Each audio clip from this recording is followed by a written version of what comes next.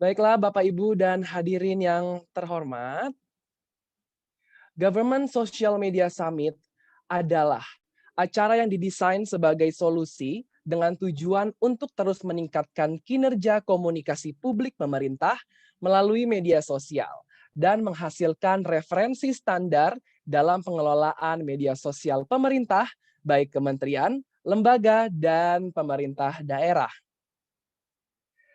Baik Bapak Ibu, tahun ini menjadi kali kedua diadakannya Government Social Media Summit dan menjadi momen yang spesial karena meskipun di tengah pandemi seperti ini, Government Social Media Summit tetap mengoptimalkan acaranya dengan menghadirkan 5 sesi yang dilakukan dari tanggal 27 November hingga 29 November 2020.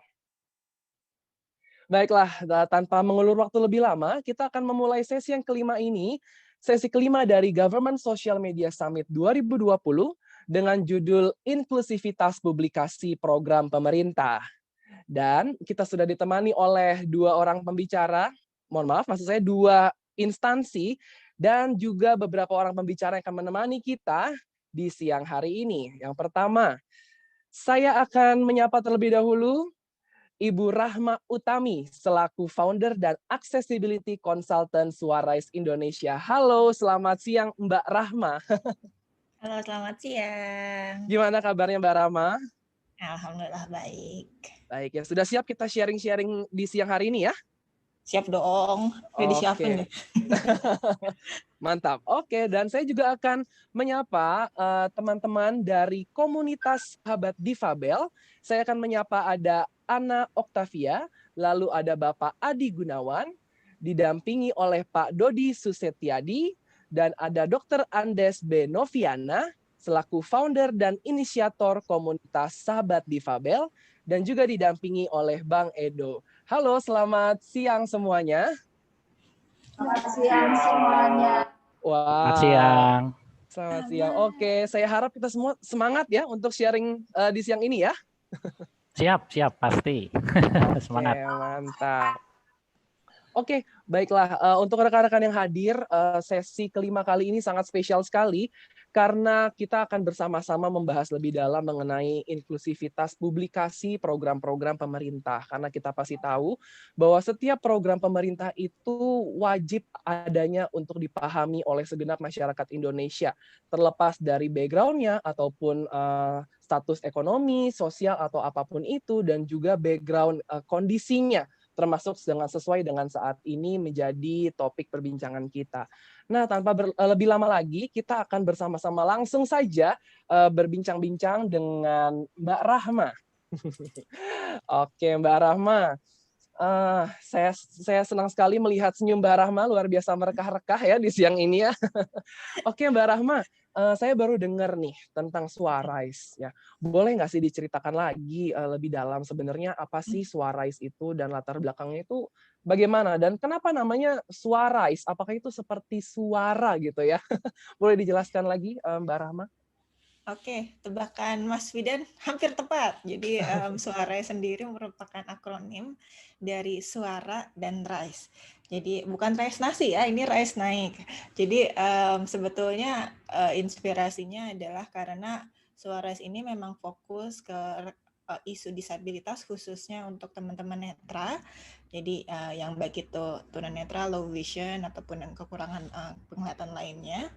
Dan juga kita percaya bahwa sebetulnya disabilitas itu adalah different ability ya. Jadi tidak menjadi halangan untuk mandiri, tidak menjadi halangan untuk berkarya, dan bagaimana caranya itu akan kembali ke masing-masing personal. Nah, jadi Suarais ini sendiri lebih ke arah memfasilitasi dan memberikan cara sehingga suara-suara mereka ikut terdengar, dan terutama bagi kawan-kawan yang netra, suara itu merupakan cikal awal lah segala macamnya, karena kan indera yang paling bisa dimaksimalkan itu kan dari pendengaran.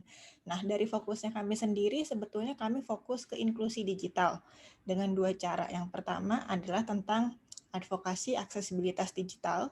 Jadi contohnya mungkin akan kita bahas lebih jauh hari ini. Jadi bagaimana website, aplikasi, maupun konten secara umum bisa diakses teman-teman difabel, khususnya teman-teman netra, karena teman-teman netra ini yang paling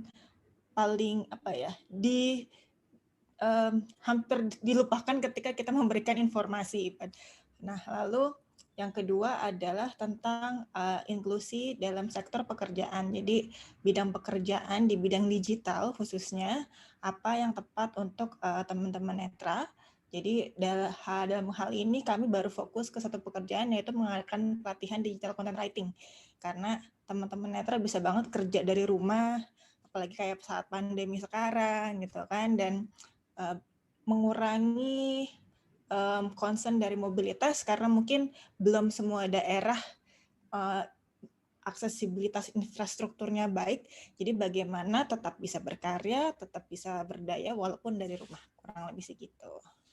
Wow, oke, luar biasa sekali. Baiklah, saya akan ngobrol-ngobrol langsung juga nih dengan komunitas sahabat difabel. Baiklah, terima kasih sekali ya saya ucapkan nih untuk komunitas sahabat difabel yang mau menyempatkan waktunya di siang hari ini gitu ya. Nah, saya mau tanya, mungkin kepada Mas Adi Gunawan ya, sebenarnya komunitas sahabat difabel itu apa dan tujuannya itu bagaimana sih?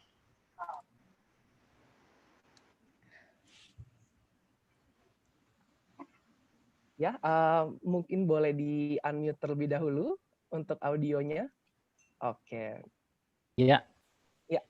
Mungkin untuk pertanyaan ini mungkin bisa dijawab oleh founder kami ya, Bu Noviana. Oke. Iya, baik. Ya, dipersilakan untuk Ibu Noviana. Ya, baik. Selamat siang semuanya. Terima kasih karena kami boleh bergabung di sini. Komunitas Sahabat Difabel itu adalah sebuah komunitas di mana seluruh ragam penyandang disabilitas ada bersama kami. Jadi kalau biasanya organisasi penyandang disabilitas itu hanya misalnya teman-teman penyandang disabilitas netra, teman-teman penyandang disabilitas tuli, atau misalnya cerebral palsy, Down syndrome, begitu ya. Nah, di tempat kami semua ragam penyandang disabilitas ada. Kemudian kami fokus di teman-teman yang lulus SMA LB atau YPAC, SMA YPAC ya. Jadi mereka biasanya yang sudah lulus itu orang tuanya bingung, anak saya nggak bisa kuliah, nggak bisa kerja, terus mau ngapain di rumah begitu ya. Nah, akhirnya kami mengambil peluang itu. Kemudian kami memberikan semacam pelatihan atau pemberdayaan untuk teman-teman penyandang disabilitas yang ada atau yang mendaftar di tempat kami. Nah, kemudian pelatihan-pelatihan ini kami berikan. Setelah mereka kira-kira 3 bulan ikut pelatihan di tempat kami, baru kami tempatkan mereka sesuai dengan passion-nya masing-masing. Jadi misalnya nih, kami ada keterampilan menjahit, ada keterampilan public speaking dan MC, kemudian ada pelatihan penulisan kreatif, ada pelatihan membatik, ada pelatihan musik dan sebagainya. Nah, anak-anak ini nanti kami persiapkan mereka masuk sesuai dengan passion mereka masing-masing.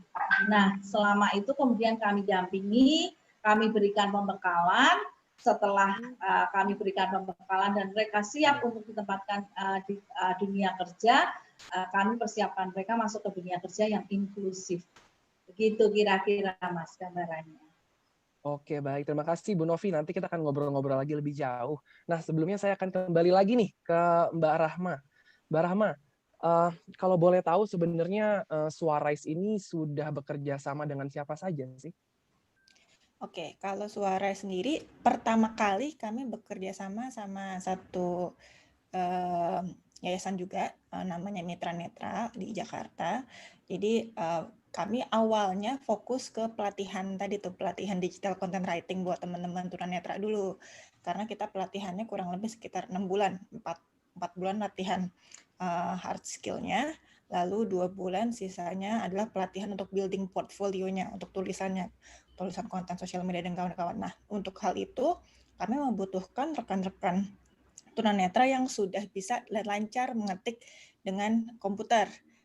Jadi kan kalau misalnya teman-teman netra tuh kalau misalnya ngetik di komputer tuh butuh bantuan namanya screen reader ya. Jadi dan 10 jari biasanya. Jadi kami nggak ngajarin komputernya, kami nggak ngajarin menggunakan Microsoft Word dan kawan-kawannya. Jadi kami mencari teman-teman yang sudah mendapatkan pelatihan tersebut, dan kebetulan dari mitra netra mereka ada pelatihan untuk pelatihan komputer. Jadi kayak bisa dibilang kami merekrut atau menseleksi yang sudah lulus di sana. Jadi itu kerjasama pertama kami. Nah, baru tahun ini kami bekerja sama juga sempat sama Giza. Giza itu dia punya training untuk UX, UX training lah, user experience training. Jadi untuk membuat kelas terkait interaction design, bagaimana membuat UX dan interaction design yang aksesibel buat teman-teman difabel.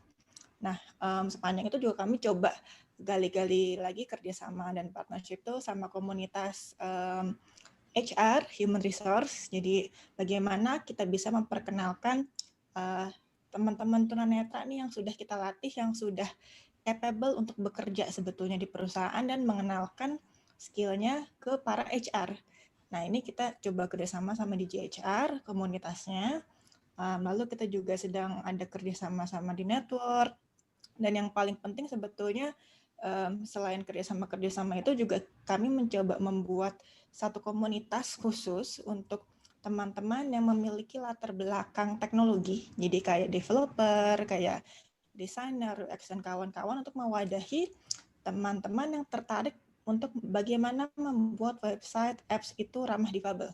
Karena ini tuh urusannya teknis dan ternyata memang belum ada wadahnya. Jadi kami membuat wadahnya sendiri namanya Ali ID, dan alhamdulillah dari komunitas itu kami sempat support untuk skripsinya anak Telkom, anak Universitas Telkom yang terkait testing bagaimana aplikasi dan testing satu e-commerce untuk buta warna contohnya, atau yang untuk yang low vision, atau bahkan mungkin juga ada beberapa nyari responden untuk ini testing produknya agar aksesibel dari teman-teman startup.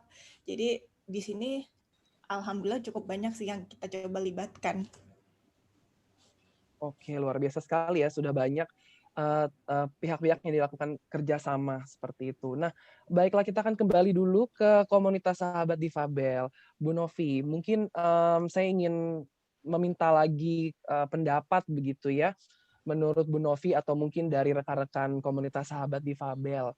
Contoh yang paling dekat nih, misalkan seperti poster-poster atau informasi-informasi tentang COVID-19, itu menurut teman-teman gimana? Ada yang perlu diperbaiki tidak sih dengan publikasi yang diterapkan oleh pemerintah? Ya Mas, tentunya masih banyak yang mesti harus diperbaiki ya, karena rata-rata dari poster-poster yang atau video-video yang dibuat itu seringkali belum bisa terakses oleh teman-teman yang penyandang disabilitas sensori, yaitu terutama untuk teman-teman penyandang disabilitas netra dan penyandang disabilitas tuli. Nah, untuk yang poin ini, sahabat-sahabat saya, Ana dan Mas Adi yang akan menjelaskan. Silakan, Ana dulu.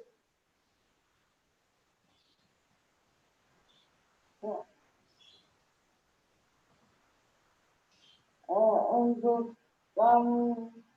seharusnya untuk kamu para disabilitas khususnya terhadap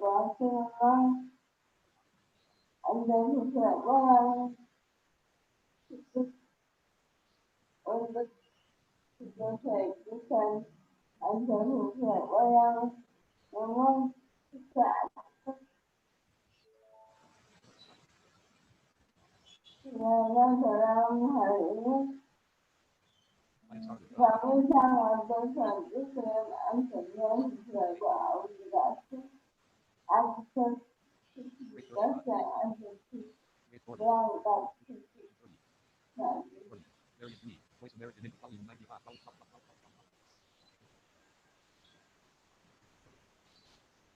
Ya, kebetulan kami pada saat kegiatan ini sempat menyebar kuesioner ya. Jadi kami membutuhkan data dari teman-teman penyandang disabilitas. Kami kontak seluruh penyandang disabilitas yang ada di Indonesia, jadi dari Sabang sampai Merauke. Kami berharap ada apa ya istilahnya, kami mendapatkan masukan-masukan bagaimana pemahaman terkait beberapa hal yang terkait dengan info publik yang diberikan oleh pemerintah. Nah, ini dari hasil polling yang masuk dari 120 ya Bang Odi. Jadi kami sempat menyebar kuesioner menggunakan Google Form, dan 120 responden yang masuk itu rata-rata dikatakan bahwa mereka sangat paham dengan informasi tentang COVID-19 dari pemerintah dan termasuk pencegahannya. Kemudian paham 32,2%, cukup paham 18,2%, kurang paham 4,1%, dan tidak paham 5,8%. Masih cukup besar ya menurut saya, karena ini yang jadi tantangan kita bersama. Monggo Mas Adi kalau mau menambahkan. Ya, baik. Terima kasih. Jadi terkait dengan poster ataupun juga dengan video yang disampaikan terkait dengan sosialisasi atau informasi dari pemerintah terkait dengan COVID-19 khususnya yang terdekat ini, ada beberapa acuan yang sebenarnya juga kami perlu garis bawahi dan kami rasakan juga sebagai disabilitas netra atau tunanetra. Jadi di sini saya mewakili tunanetra atau orang mengalami hambatan penglihatan. Nah, setiap video yang disampaikan, yang paling cepat dan paling mudah kami dapatkan adalah dari Instagram, salah satunya ya. Nah, tetapi ketika contohnya misalkan video tentang COVID-19 yang ditampilkan, sebagian besar atau yang beberapa yang saya jumpai dan teman-teman jumpai adalah video itu adalah video senyap. Nah, misalkan menyampaikan grafis atau menyampaikan informasi terkait dengan statistika. Nah, di situ tampilan videonya adalah senyap. Jadi kami tidak mengetahui kira-kira apa yang ditampilkan di dalam video tersebut. Nah, lalu yang berikutnya juga adalah deskripsi ya. Misalkan, jadi kami hanya bisa mengaksesnya melalui deskripsi yang ada di dalam postingan tersebut. Nah, terkait dengan poster yang memiliki tulisan, ketika itu ada di Instagram, maka platform sosial media itu akan membacakan, atau artificial intelligence dari sosial media itu akan membacakan kira-kira tulisan seperti apa yang dibacakan di tayangan di foto tersebut.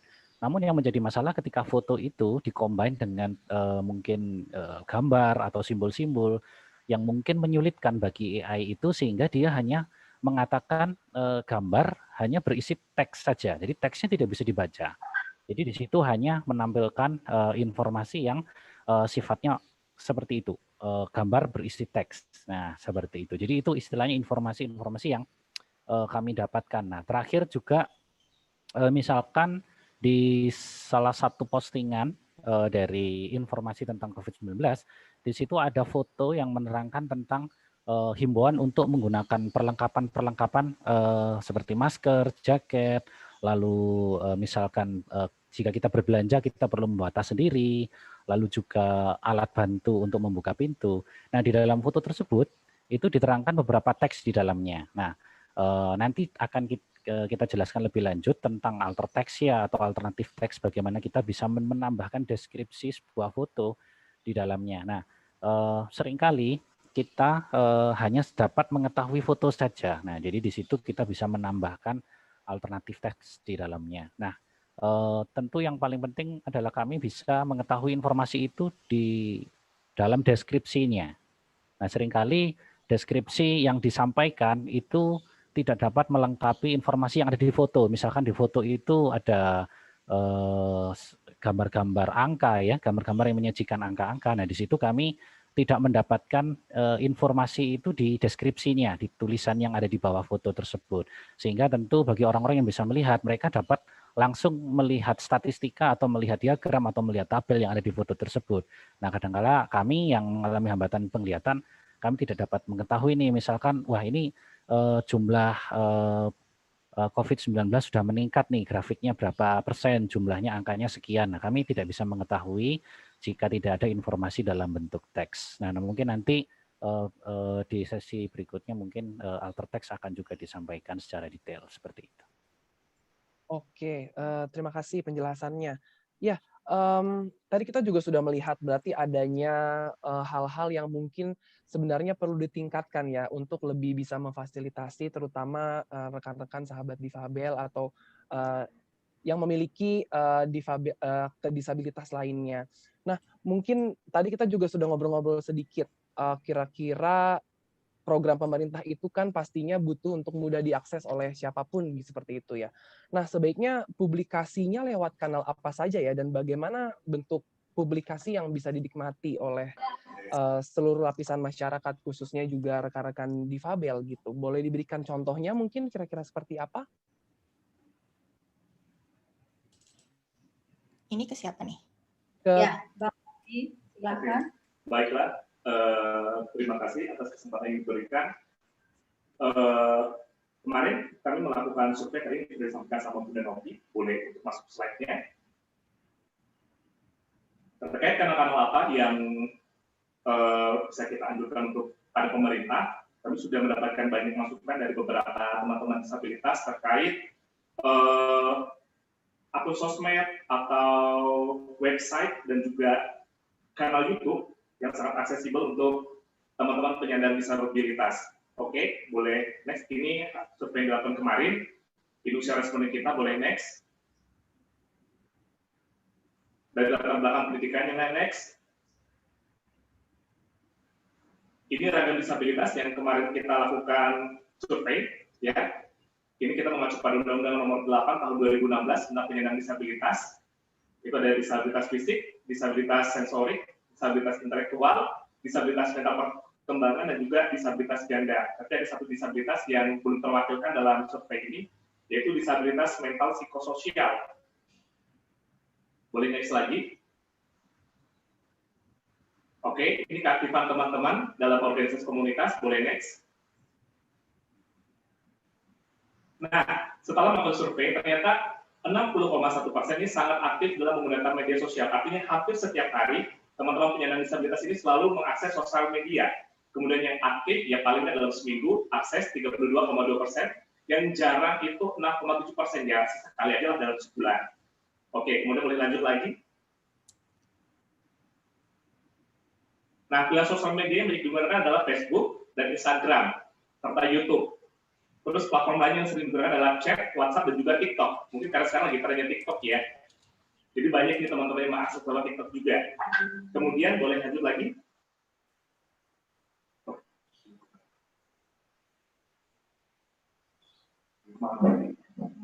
Oke, selanjutnya untuk informasi yang dicari, ini kebanyakan dari hiburan, kemudian dari teknologi dan telekomunikasi, terus pendidikan dan kebudayaan juga. Oke, boleh lanjut lagi. Nah, ternyata terkait milik pemerintah, banyak teman-teman yang memfollow akun sosial media milik pemerintah, ada 56,9%. Boleh lanjut lagi. Nah, apakah teman-teman pernah mendapatkan informasi tentang penyandang disabilitas?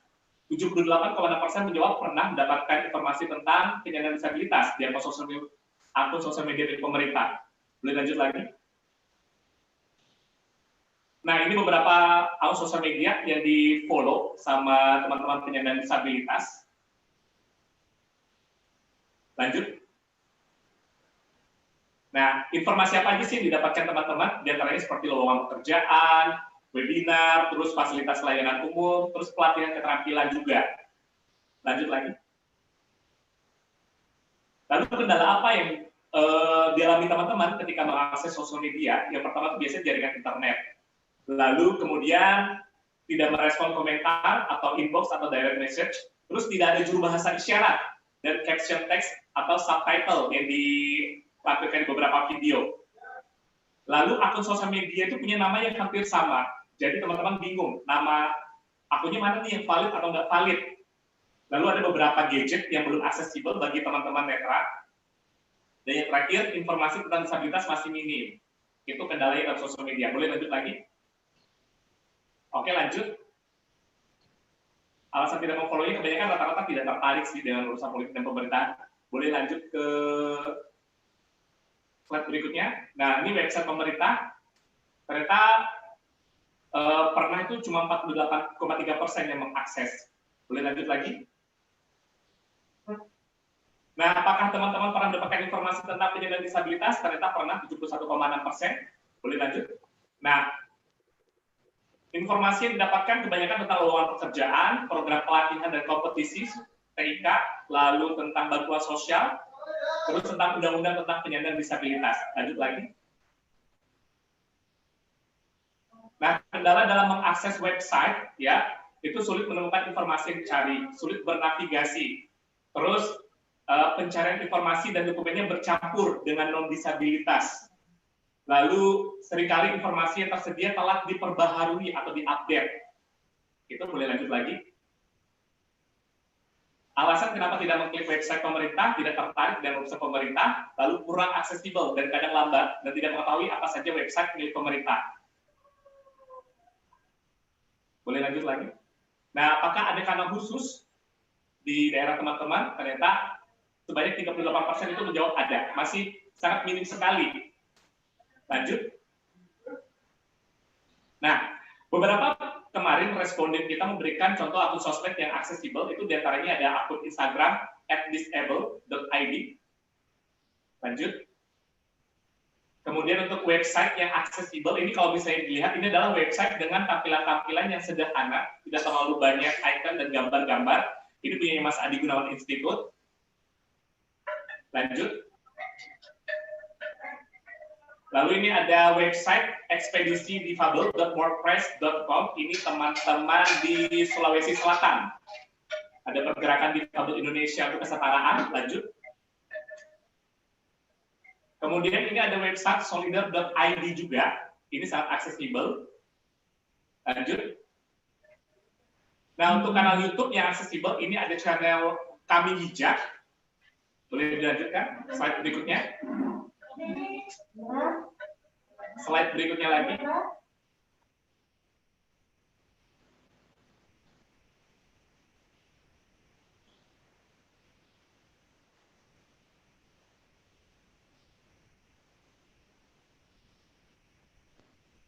Ada channel YouTube dari Pusat Studi Layanan Disabilitas Universitas Brawijaya.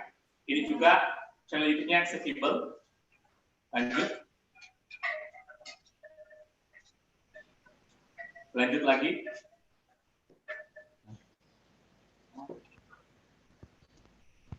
Oke. Terima kasih. Itu berdasarkan hasil survei yang dilakukan pada kurang lebih 120 teman-teman penyandang disabilitas di survei aksesibilitas digital KSD. Oke, baik. Terima kasih penjelasannya. Nah, sekarang saya ingin beralih ke Mbak Rahmani. Nah, Mbak Rahma, tadi kan kita juga sudah bersama melihat data-data yang sudah dilampirkan oleh teman-teman komunitas sahabat difabel ya, bahwa dari 120 gitu ya orang yang menjadi sampel saat itu, ya kita perlu apresiasi juga bahwa ada rekan-rekan yang menerima infonya secara tepat gitu ya. Tapi juga kita perlu melihat bahwa adanya beberapa persen gitu dari tadi sekian banyak data tersebut, yang beberapa persen yang ternyata masih kurang merasa aksesibilitasnya masih kurang mereka dapatkan gitu. Banyak informasi yang masih miss, yang belum mereka terima, bahkan tidak menutup kemungkinan akhirnya membuat mereka jadi tidak tertarik lagi untuk mengetahui informasi tersebut lebih lanjut. Nah, karena kita juga sekarang lagi berada dalam acara Government Social Media Summit seperti itu ya Mbak ya. Nah, kalau menurut Suarai sendiri atau Mbak Rahma, dari publikasi yang diterbitkan oleh pemerintah utamanya dalam konteks media sosial seperti itu, bolehkah disebutkan setidaknya 5 hal yang harusnya diperbaiki nih berdasarkan temuan dari Mbak Rahma? Oke, mungkin sebelum berangkat ke 5 hal itu, aku akan ngasih tahu dulu bahwa kalau di dunia aksesibilitas digital itu ada sebetulnya guidelines-nya, yang mana guidelines ini international standar, yaitu WCAG atau WCAG.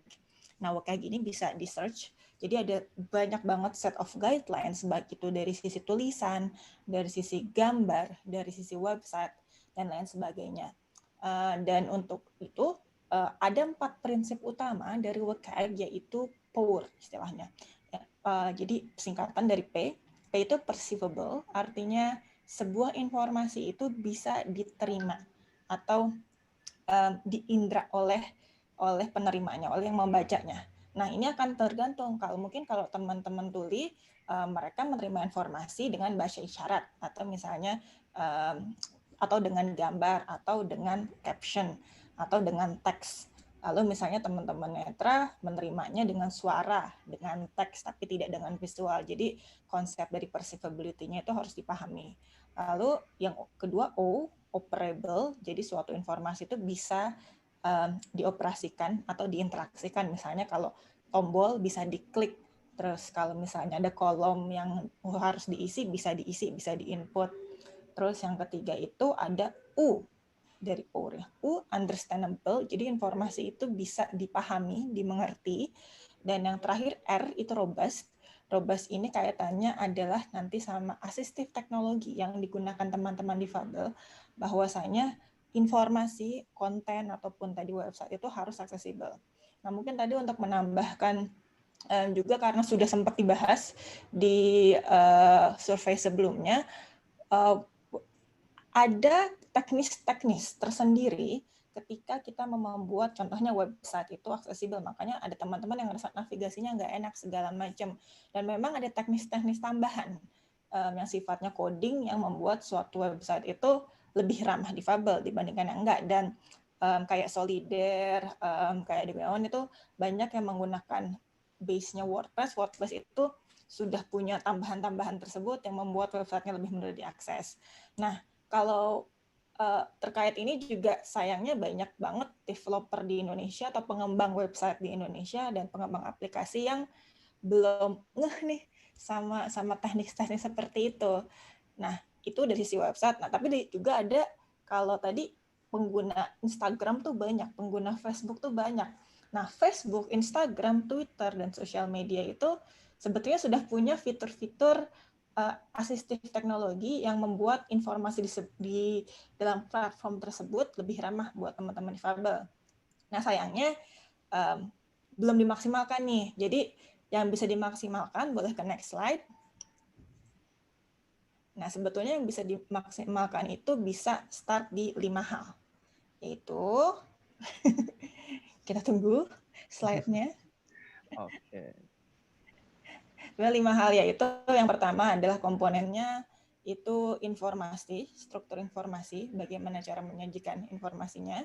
Terus ada palet warna, jadi bagaimana kita memilih warna-warna dari informasi, apalagi kalau kaitannya ada infografis ya.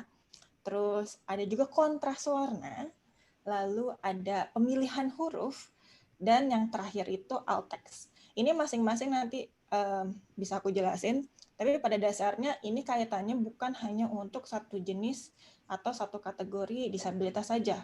Karena kita nggak boleh ketika ngomongin aksesibilitas digital, kita hanya refer ke satu jenis disabilitas, kita nggak bisa. Jadi kita harus, karena apalagi publik untuk dari pemerintah ya, maka informasi tersebut harus ramah bagi teman-teman tuli, teman-teman netra, teman-teman disleksia, teman-teman buta warna, teman-teman daksa, dan lain sebagainya. 5 hal ini sih pokoknya. Gitu. Oke, jadi yang pertama, mohon maaf, maksudnya dari 5 hal yang diperbaiki itu pertama dari struktur informasinya tersebut ya, mungkin dari segi palet warnanya, tadi seperti yang sudah disampaikan, dan harapannya 5 hal tersebut itu dapat memperlengkapi seluruh kategori disabilitas seperti itu. Sebenarnya masih banyak sih, cuman kalau bisa dibilang itu starting point lah, 5 hal pertama yang bisa dimulai, dan apalagi dari sosial media ya. Dari sosial media bisa start dari 5 hal itu aja dulu sebelum kita ngomongin ke detail tadi si WCAG itu apa aja, karena itu banyak banget spesifikasinya sejujurnya. Oke, nah ya, baik, luar biasa sekali penjelasannya. Nah, ini saya mau tahu lagi nih akhirnya lebih dalam lagi. Tadi kan sudah dipaparkan juga 5 hal tersebut ya yang bisa diperbaiki sebagai starting point lah untuk memperbaiki dan memfasilitasi seluruh kategori disabilitas. Nah, kira-kira rekomendasi step-stepnya atau ini tuh harusnya mulai dari mana sih? Boleh dijelasin lagi Mbak Rahma? Oke, boleh tolong share lagi sih slide-nya? Oke. Nah, jadi kontras warna, kenapa ini penting? Di sini kontras warna itu harus cukup besar ya, jadi ada patokannya kalau untuk accessibility. Jadi untuk teks yang besar, kontras warnanya tuh harus 3:1. Jadi tulisannya itu 3, lalu background-nya value-nya 1. Kalau teksnya kecil, yang bukan judulnya, bukan headline, benar-benar body copy itu 4,5:1. Nah, ini bagaimana caranya kita bisa tahu ngetesnya? Ada sebetulnya banyak tools, cuman bisa di search aja, color contrast analyzer, itu bisa di-download, ataupun bisa di tag saat itu juga. Jadi kita harus ngambil ngepin warna dari teksnya apa. Ini kayak aku ke contoh di atasnya adalah ada warna hitam, itu tulisan teksnya, lalu warna kuning, warna background-nya. Nah, itu kontras warnanya tuh 13,9:1. Lalu ada yang kedua, ada teks judul warnanya agak keungu-unguan dengan background-nya kuning, itu kontras warnanya 7,5:1. Nah, kalau hitam sama putih itu sangat kontras tentu saja, dan itu kontras warnanya 21:1. Nah, kontras warna ini sangat berguna sebetulnya untuk banyak hal. Kayak buat teman-teman yang low vision bisa lebih detail, makanya warna kuning itu sering menjadi, kalau misalnya mungkin teman-teman yang pernah ngelihat teman-teman low vision pakai kamera, ada yang warnanya jadi invert. Jadi background-nya hitam, teksnya kuning, itu sering seperti itu. Jadi kontras warna ini bahkan untuk mata yang awas aja sebetulnya membantu ketika kita melihat mana teks, mana bukan. Lalu next.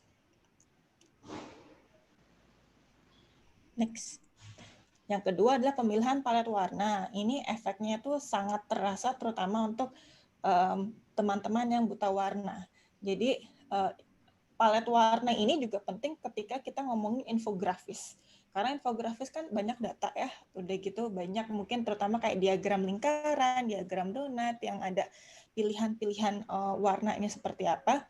Nah, seringkali ketika membuat publikasi atau misalnya infografis yang bermodalkan pada legenda, misalnya poin A warna merah, poin B warna hijau, terus keterangannya apa, tapi di diagramnya sendiri tidak jelas, maka nggak bisa ngelihat bedanya. Dan atau misalnya kita ada informasi bilang pada grafik di samping berwarna merah atau pada grafik di samping warna hijau, dan informasinya merefer pada warna bukan langsung pada halnya apa, teman-teman yang buta warna akan kebingungan, ini mana nih, mana yang merah, mana yang hijau, karena matanya melihatnya tidak sama seperti mata yang tidak mengalami buta warna. Jadi pemilihan palet warna ini ada tips-tipsnya tersendiri sebetulnya, tapi sebetulnya cara yang paling mudah satu itu adalah menggunakan warna yang sifatnya satu tone warnanya, tapi beda tingkat keterangan dari mulai gelap ke terang.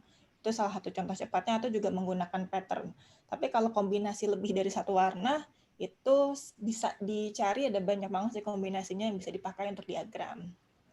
Lalu selanjutnya, pemilihan huruf. Nah, pemilihan huruf ini kaitannya terutama buat teman-teman disleksia dan teman-teman netra.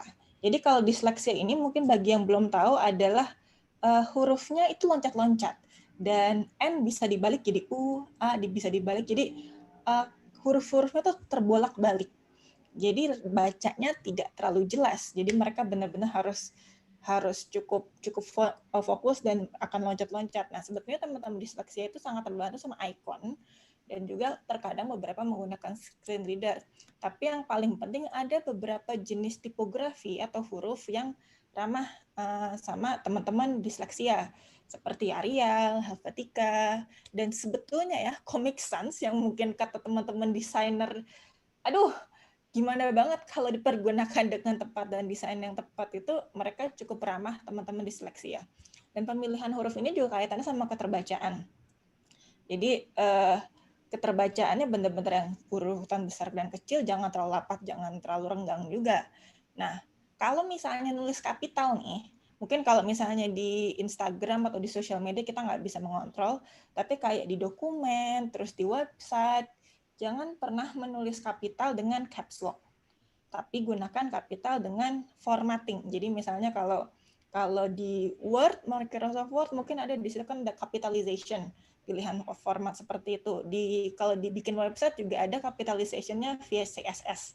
Jadi bukan pakai caps lock. Kenapa? Karena nanti pengguna screen reader, teman-teman yang pakai screen reader itu ngebacanya bukannya kayak yang tulisan di dalam layar itu kan pemilihan huruf pakai kapital semua nih. ntar kebacanya bukan pemilihan huruf, tapi kebaca sebagai E, P, E, M, I, L, I, H, N. Jadi di si screen reader itu, kalau misalnya kita menggunakan caps lock, dia akan seperti itu. Lalu yang terakhir itu mindful dalam memilih emoji.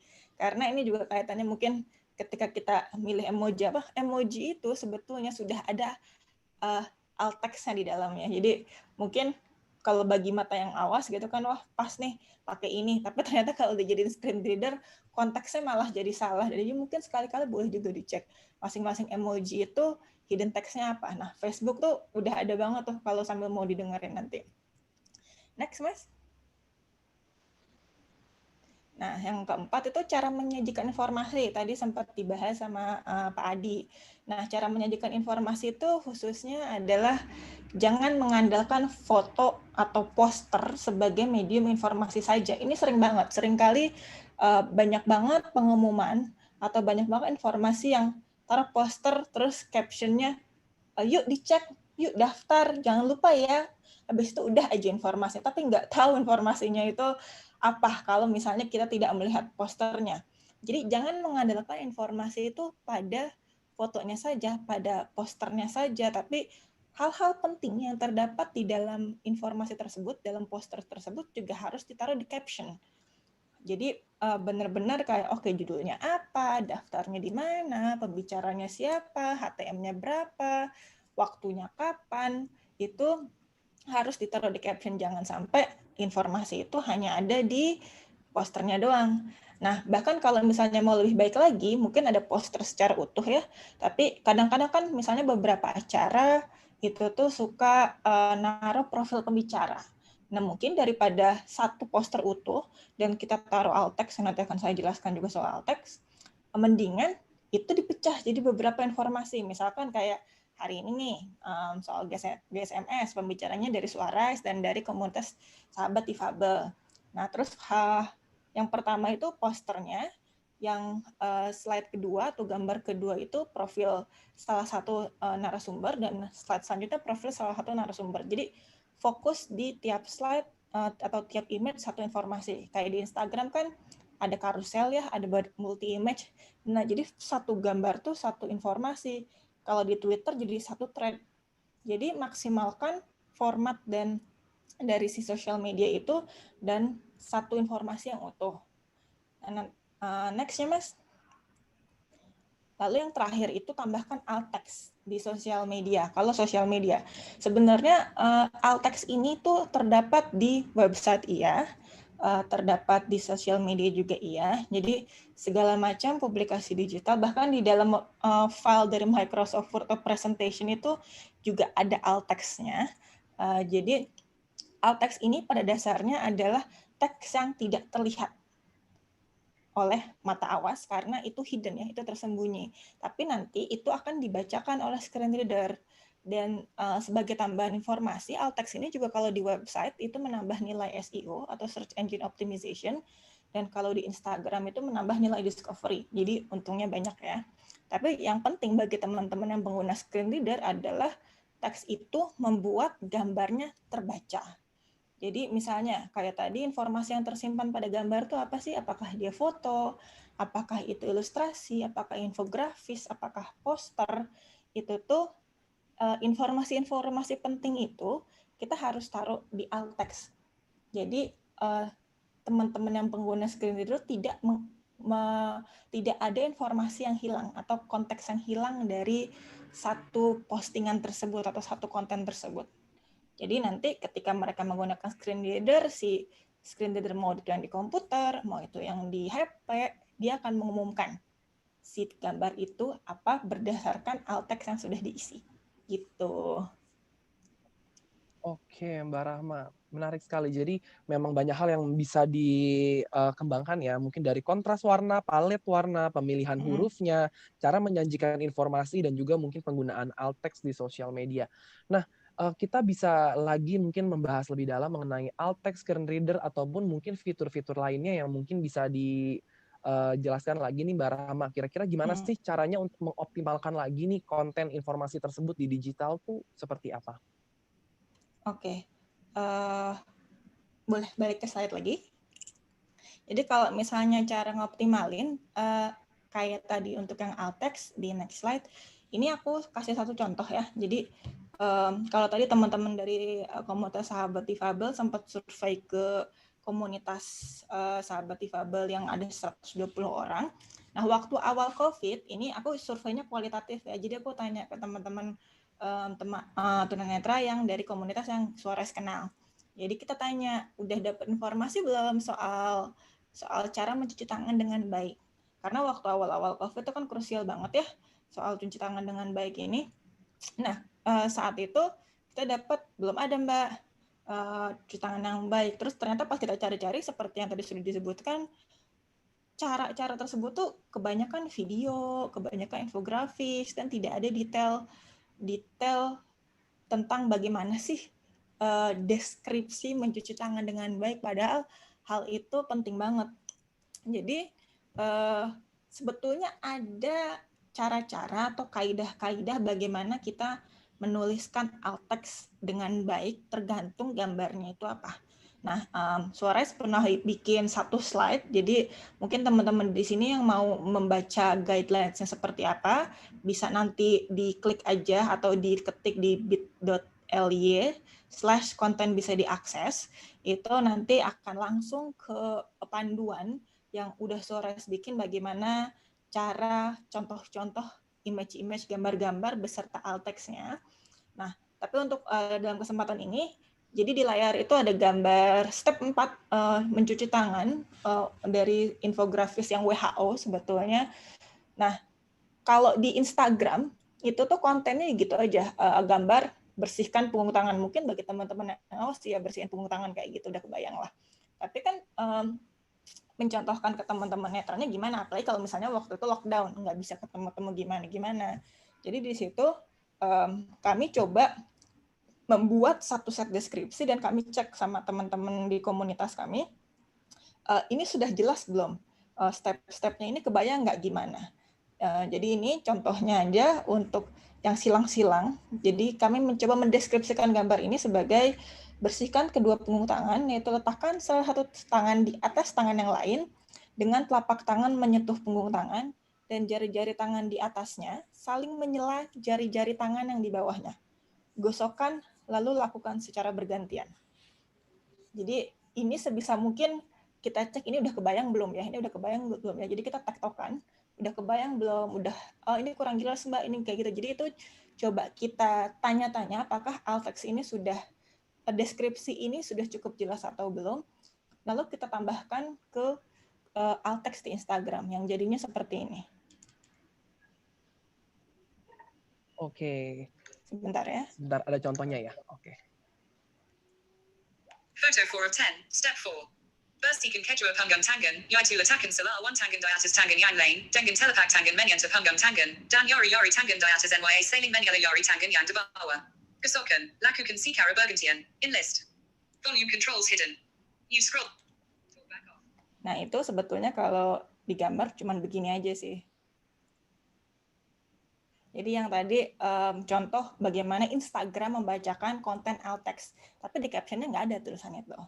Cuman mungkin tadi kedengarannya kayak logat-logatnya kayak gitu karena bahasanya bahasa Indonesia dan HP-ku settingannya bahasa Inggris. Tapi kalau misalnya settingannya bahasanya sama, sebetulnya dia nggak akan ke English-Englishan kayak tadi, walaupun ngomong bahasa Indonesia. Oke, berarti bisa dimaksimalkan juga ya alt text tersebut. Dan mungkin tadi rekan-rekan sini ada yang bingung bagaimana sih memulainya, mungkin bisa tadi mengakses bit.ly konten bisa diakses. Akan dipaparkan bagaimana tutorialnya seperti itu ya, bagaimana caranya mengoptimalkan alt text dan juga alt text terutama.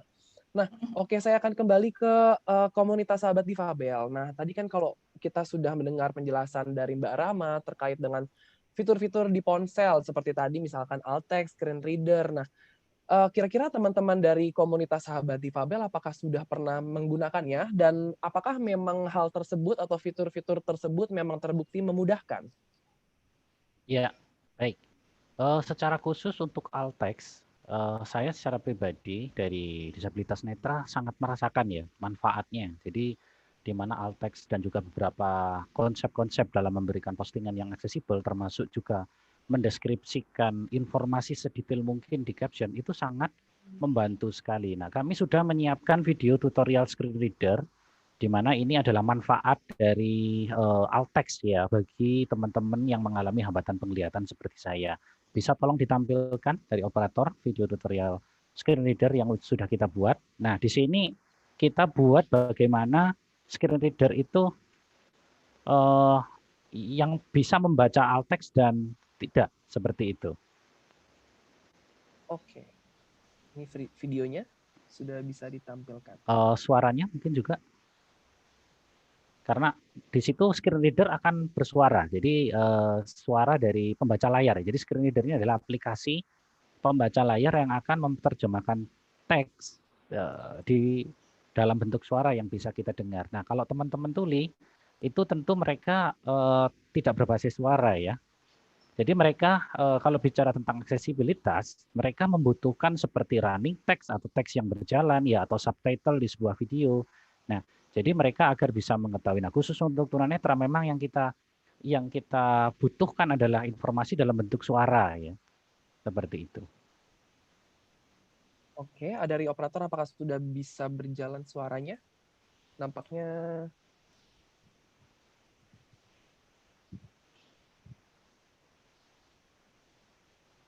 Oke, mau tunggu sebentar ya, Ya, Pak Adi. Kita sambil lagi. saya jelaskan boleh ya? Boleh, ya. Jadi informasi yang tadi juga sudah dipaparkan bagaimana cara memberikan alt text itu memang dalam tanda kutip memang perlu upaya ya, perlu waktu. Nah, di sini memang admin dari medsos, sosial media atau admin dari website yang akan menyediakan aksesibilitas bagi para penyandang disabilitas memang perlu waktu tambahan.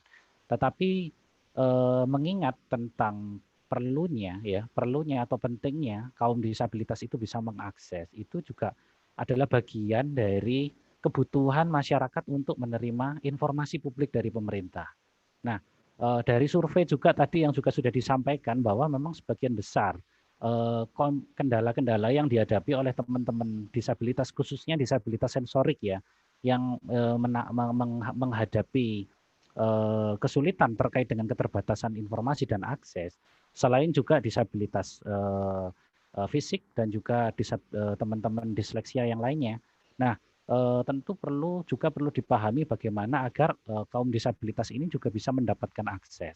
Nah, kami harapkan juga pihak terkait untuk bisa juga menyediakan waktu, menyediakan kesempatan baik itu belajar maupun menyediakan informasi yang akses agar kaum disabilitas ini mampu terpenuhi, terakomodasi kebutuhan mereka. Misalkan teman-teman netra, mereka bisa membaca informasi itu dengan cara-cara yang berbeda tentunya, seperti itu.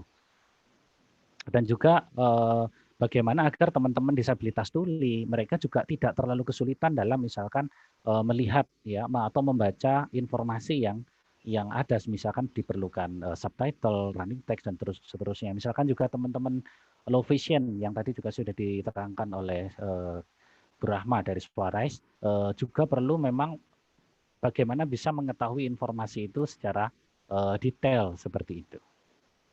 Oke, apakah bisa videonya, Kita audionya? coba pasang videonya. Jangan untuk Instagram yang aksesibel dengan tunanetra yang menggunakan aplikasi pembaca layar atau screen reader. Di sini saya akan menunjukkan bagaimana Instagram atau postingan Instagram yang aksesibel yang dapat dibaca oleh pembaca layar. Saya akan memilih sebuah foto. Gunawan Institute Learning Center for the Blind. Ini adalah Gunawan Institute. Jadi ini informasi yang ada di bio ya. Jadi informasi di bio itu juga sangat Malang City, Indonesia. Gunawan Institute Learning Center for the Blind and Visually Impaired, Art, Music, and more. Malang City, Indonesia. Jadi Instagram yang akses adalah setiap keterangan yang tertera di bio atau di bio itu bisa dibaca dengan jelas oleh screen reader. Adi Gunawan Institute, Learning Center for the Blind. 1, kolom video oleh Adi Gunawan Institute pada baris 1, foto dari Adi Gunawan Institute, gambar berisi 2 orang tunanetra yang tengah duduk di depan meja kerja yang terdapat beberapa batik netra, ponsel, dan benda-benda lain di atasnya, di baris 1, kolom 3, tombol. Nah, ini adalah foto yang telah diberikan alternatif teks atau alt text. Jadi di mana foto itu akan kita akan bisa memberikan deskripsi pada foto tersebut. Misalkan di dalam foto ini. Foto dari Adi Gunawan Institute, gambar berisi 2 orang tunanetra yang tengah duduk di depan meja kerja yang terdapat beberapa batik netra, ponsel, dan benda-benda lain di atasnya, di baris 1, kolom 3, tombol. Jadi alternatif teks atau alter teks akan memberikan gambaran kepada tunanetra atau orang yang mengalami hambatan penglihatan tentang apa yang terdapat di dalam foto tersebut. Nah, di dalam foto ini adalah 2 orang yang tengah duduk di depan meja. Di atas meja itu terdapat beberapa benda seperti beberapa batik dan juga ponsel, lalu juga keyboard komputer dan benda-benda yang lain. Nah, jadi di dalam alter text ini akan memudahkan bagi tunanetra untuk mengetahui kira-kira apa sih yang terdapat di dalam foto tersebut, seperti itu. Saya juga akan menunjukkan foto yang lain yang tidak diberikan alter text atau alternatif teks. Nah, di sini sudah kita sediakan juga foto yang tidak akses dengan pembaca layar. Ini misalkan saya buka, saya klik. Foto oleh Adi Gunawan Institute. Foto by Adi Gunawan Institute tahun Oktober 26, 2020. Keterangan foto tidak tersedia 29 dari 149 dalam daftar 149 item.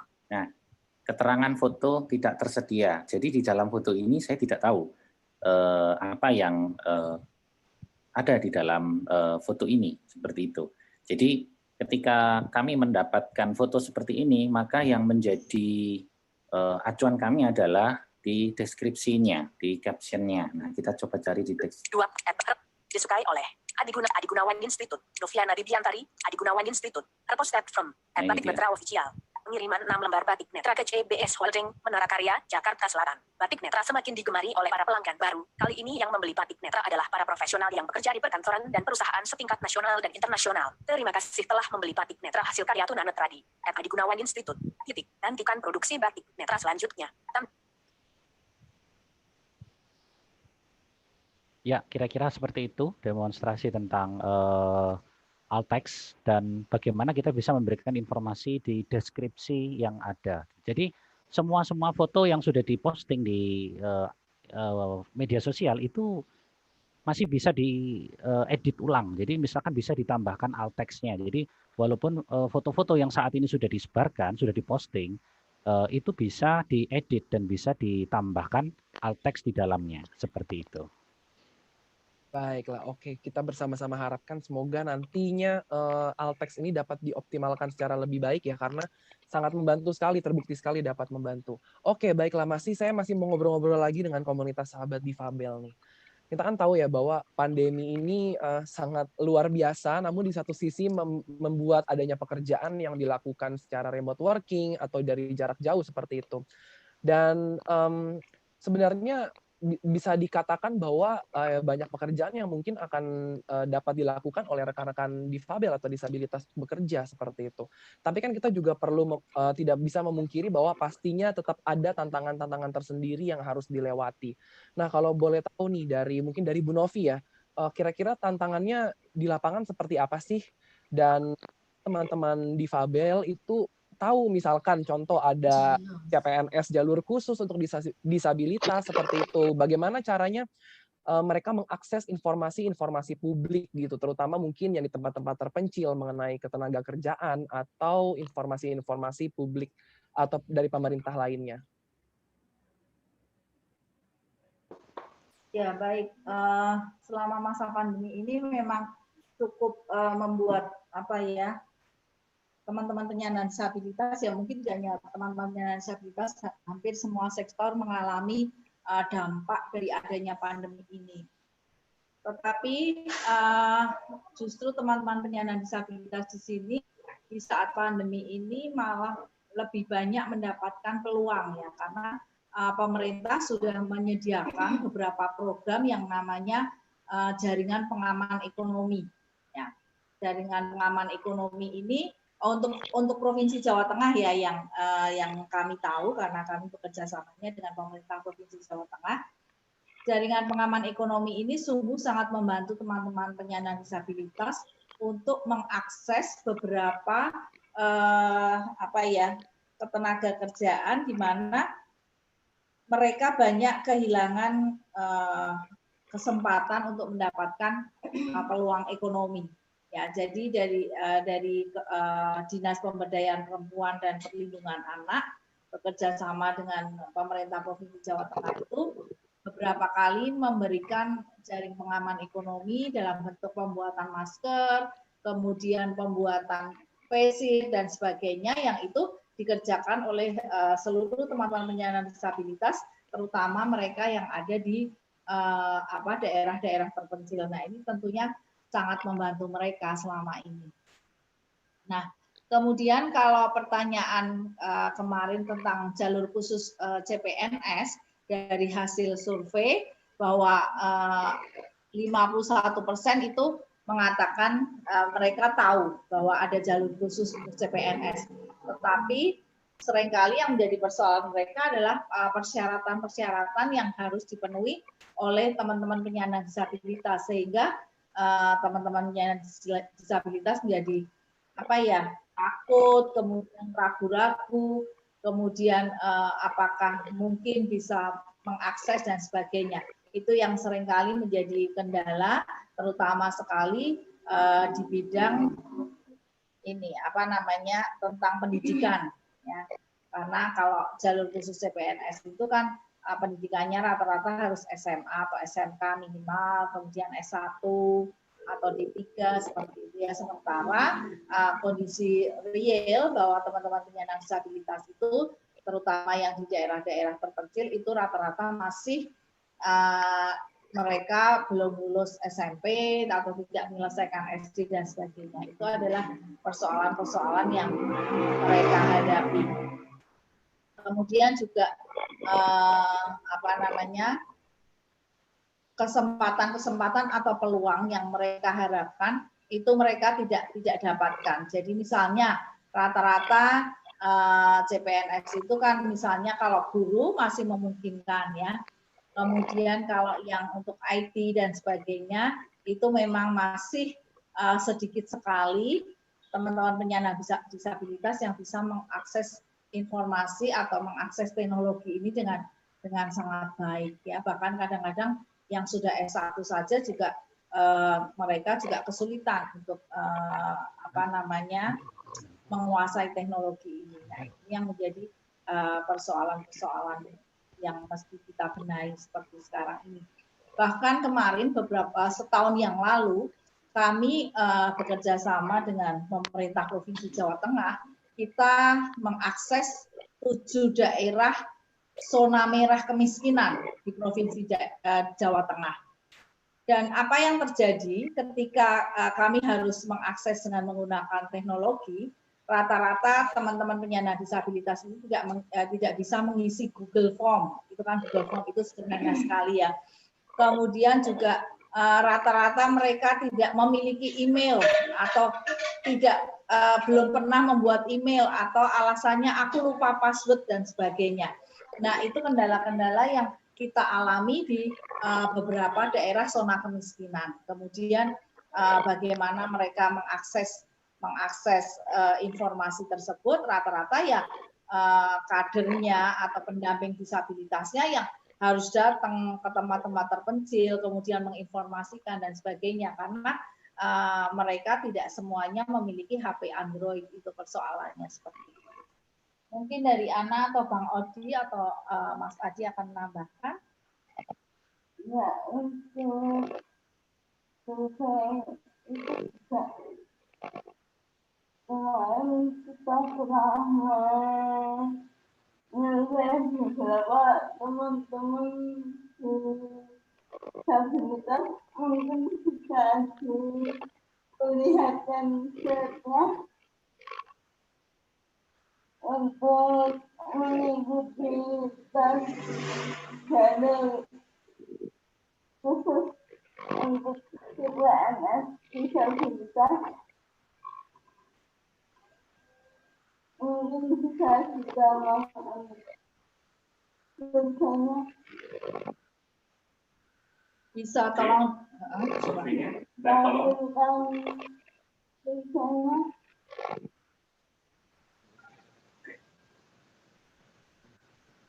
Yang ikuti tes CPNS.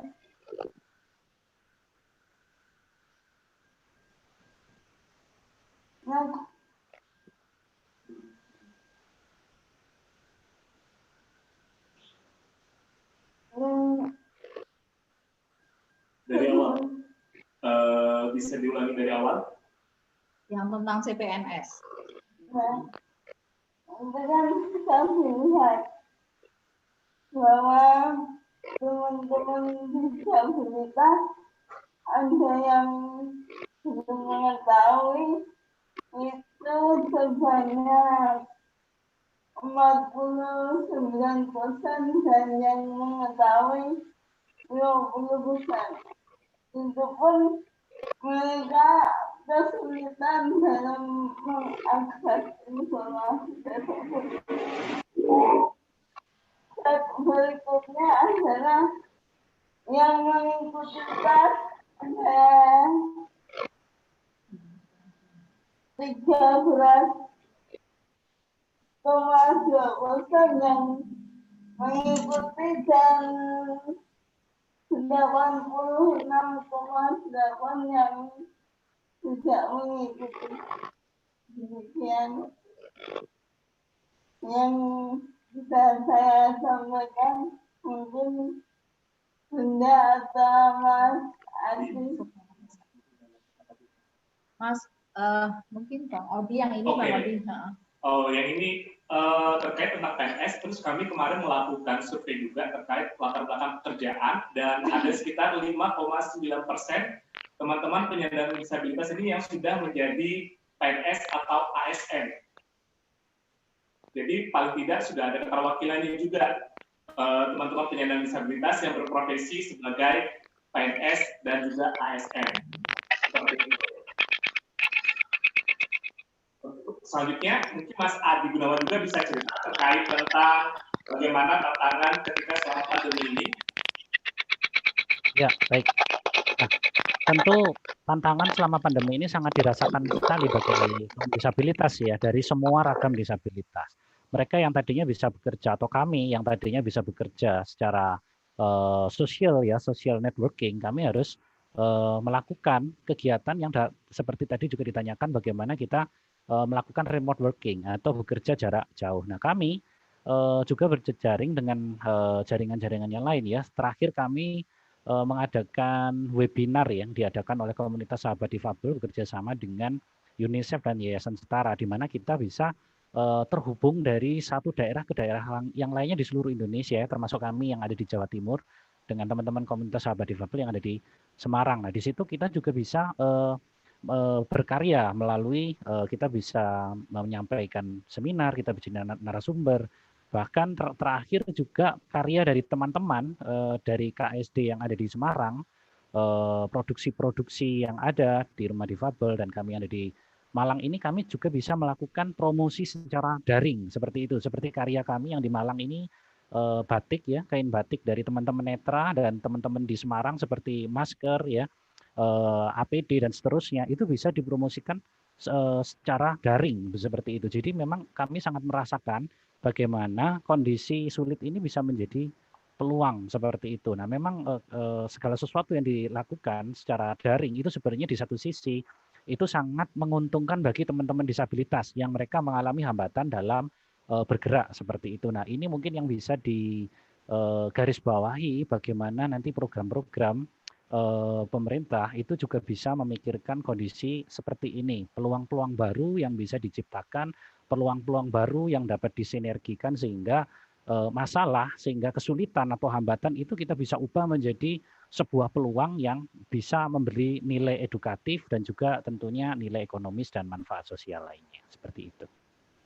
Ya, ada juga di masa pandemi ini Pak Ganjar Pranowo selaku Gubernur Jawa Tengah juga mengeluarkan apa yang disebut dengan lapak ganjar.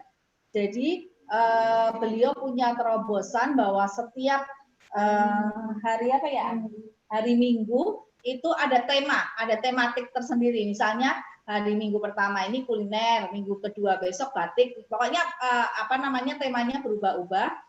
Dan itu tidak hanya untuk masyarakat Jawa Tengah saja, tetapi bisa untuk warga seluruh Indonesia. Mereka bisa setiap hari Minggu itu mereka promo sesuai dengan tagline-nya pada hari itu lewat lapak ganjar. Nah, ini sebuah terobosan yang sangat membantu sekali untuk kita semua di saat pandemi seperti ini. Baik, terima kasih penjelasannya. Jadi kalau saya boleh rangkum sedikit bahwa sebenarnya ada sisi positifnya ya, di mana lapangan pekerjaan mungkin tiba-tiba jadi ada gitu ya untuk teman-teman disabilitas, dan banyak acara atau kegiatan yang bisa dilakukan secara virtual, dan hal tersebut akhirnya terbuka dan sangat mudah sangat memungkinkan untuk dilakukan untuk teman-teman penyandang disabilitas, walaupun tetap saja berkaitan dengan informasi-informasi publik misalkan mengenai ketenaga kerjaan, contoh misalkan tadi CPNS, ya masih ada beberapa kendala seperti misalkan teknologi seperti itu ya, masih ada pemahaman-pemahaman yang belum dipahami.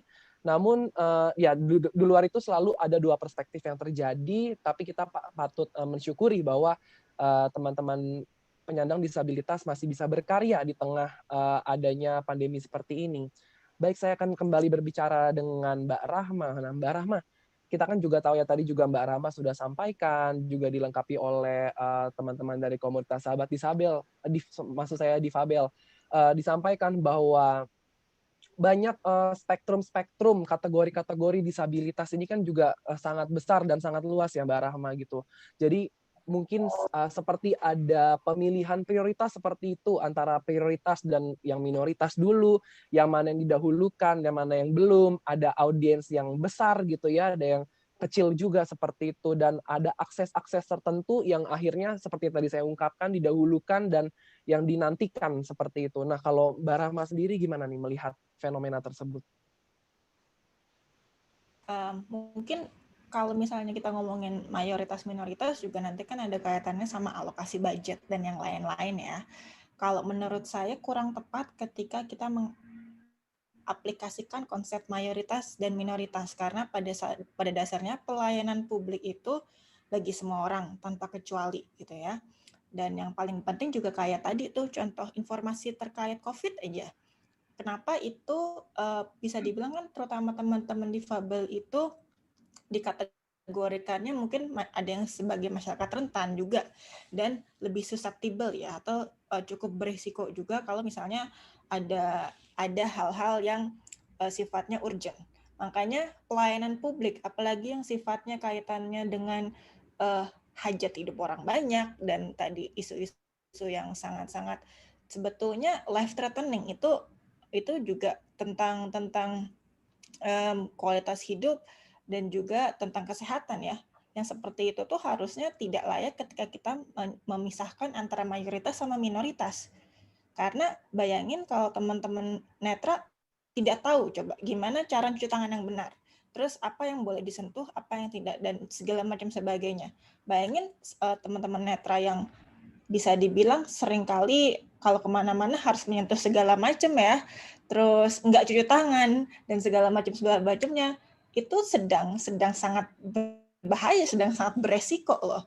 Informasi kayak gitu padahal cuma nambahin dalam tanda kutip deskripsi doang, dampaknya tuh segitu besarnya. Jadi bukan, kalau kata orang Sunda mah bukan wayahna kita tuh ngomongin mayoritas sama minoritas, tapi satu implementasi aja dampaknya tuh sudah sangat luar biasa. Dan ketika kita ngomongin publikasi nih ya, informasi, kita nggak ngomongin budget gede-gedean kayak kita bikin infrastruktur kok. Kita nggak ngomongin budget MM-an atau misalnya TT-an untuk kayak misalnya kita ngomongin bikin trotoar yang ada tactile pavement-nya, enggak, kita ngomongin aset digital. Kita ngomongin waktu, man hour, dan juga kita bisa ngomongin sesuatu yang sifatnya, kalau kata anak startup mah, scalable. Jadi sangat mudah di scale up, sangat mudah dilakukan dalam waktu yang sama, tapi multiplikasinya tingkat tinggi. Apakah itu dari sisi website, apakah itu dari sisi media sosial, dan budgetnya nggak sebanyak itu. Budgetnya nggak usah sampai triliun-triliunan, budgetnya nggak usah sampai miliar-miliaran, nggak sampai. Tapi yang kita butuhkan adalah edukasi yang tersistematis ke tim publikasinya. Baik itu misalnya pembuat konten sosial medianya, baik itu desainernya, baik itu developernya, maupun teman-teman yang mungkin ada akses ke decision maker-nya. Karena seringkali pasti kebayang deh, kayak ini kok bikinnya kayak gini, nggak bagus, ganti warna aja. Karena decision maker-nya juga nggak ngerti bahwa Pak, warnanya tuh ada kaidahnya loh, bukannya saya nggak mau. Jadi di sini ada ketimpangan antara menyenangkan yang nanti decision maker-nya sama the real guidelines, benar-benar acuan utama bagaimana sebuah informasi itu mudah diakses bagi teman-teman difabel khususnya. Jadi di sini memang kesadaran secara menyeluruh juga diperlukan. Dan sekali lagi, ini bukan soal urusan mayoritas minoritas. Ini soal hidup juga, soal life juga yang sedang dipertaruhkan di sini. Gitu. Oke, iya benar sekali. Berarti sebenarnya kalau saya boleh bilang tindakan kecil efek besar gitu ya. Hanya sekedar misal tadi menambahkan deskripsi kok gitu ya, nggak sesulit itu untuk menambahkan deskripsi yang lebih solid gitu, dan mungkin tadi misalkan menambahkan alt text gitu. Mungkin tidak butuh waktu yang sangat lama gitu untuk menambahkan alt text, tapi dampaknya sangat besar karena akan banyak teman-teman penyandang disabilitas yang terbantu dengan adanya tindakan kecil tersebut. Nah, Mbak Rahma juga mau ngobrol-ngobrol lagi nih, bahwa kita kan juga lihat lagi ya tadi secara perbincangan kita dari awal gitu ya, bahwa ada bukan permasalahan, namun ada perkembangan yang lebih dibutuhkan terkait dengan inklusivitas akses publikasi ini. Nah, kalau dari pandangan Mbak Rahma sendiri, melihat kesadaran orang-orang Indonesia nih ya terhadap inklusivitas akses publikasi ini, apakah sudah cukup tinggi? Misalnya tidak hanya konteks pemerintahan, misalkan kita let's say berbicara juga tentang pihak swasta seperti itu, apakah sudah cukup tinggi terhadap inklusivitas akses publikasinya?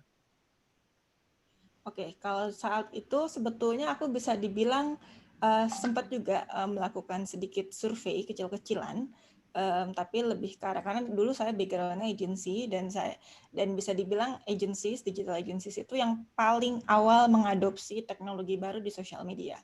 Waktu saya sempat tanya, udah tahu alt text belum? Itu apaan?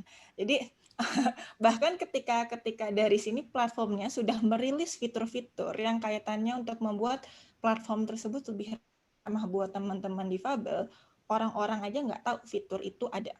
Atau ketika ada, ini buat apa? Hal yang sama juga terjadi ke teman-teman pengembang. Misalnya ada satu teknis lah, ini mungkin nggak ngerti, tapi ceritanya ada satu teknis namanya ARIA. Terus waktu itu saya bilang ARIA ini gunanya atribut untuk biar screen reader-nya tahu nih, ini tuh tombolnya apa segala macam. Terus teman pengembangnya bilang, oh jadi itu fungsi ARIA. Selama ini gue biarin kosong aja tuh, karena dia juga nggak tahu itu fungsinya apa. Jadi bisa dibilang hampir, aku bilang 0 juga mungkin nggak 0 ya, tapi 0,00000 sekian gitu loh kalau dibandingkan sama jumlah penduduk di Indonesia. Jadi kesadarannya masih sangat rendah banget. Nah ini juga makanya sejak tahun ini Suara sangat mengajak banget berbagai macam pihak untuk membuat terutama yang minimal sosial medianya lebih mudah diakses, terutama pihak-pihak seperti kesehatan, lalu pihak-pihak yang sifatnya media, lalu pihak-pihak yang sifatnya mungkin juga.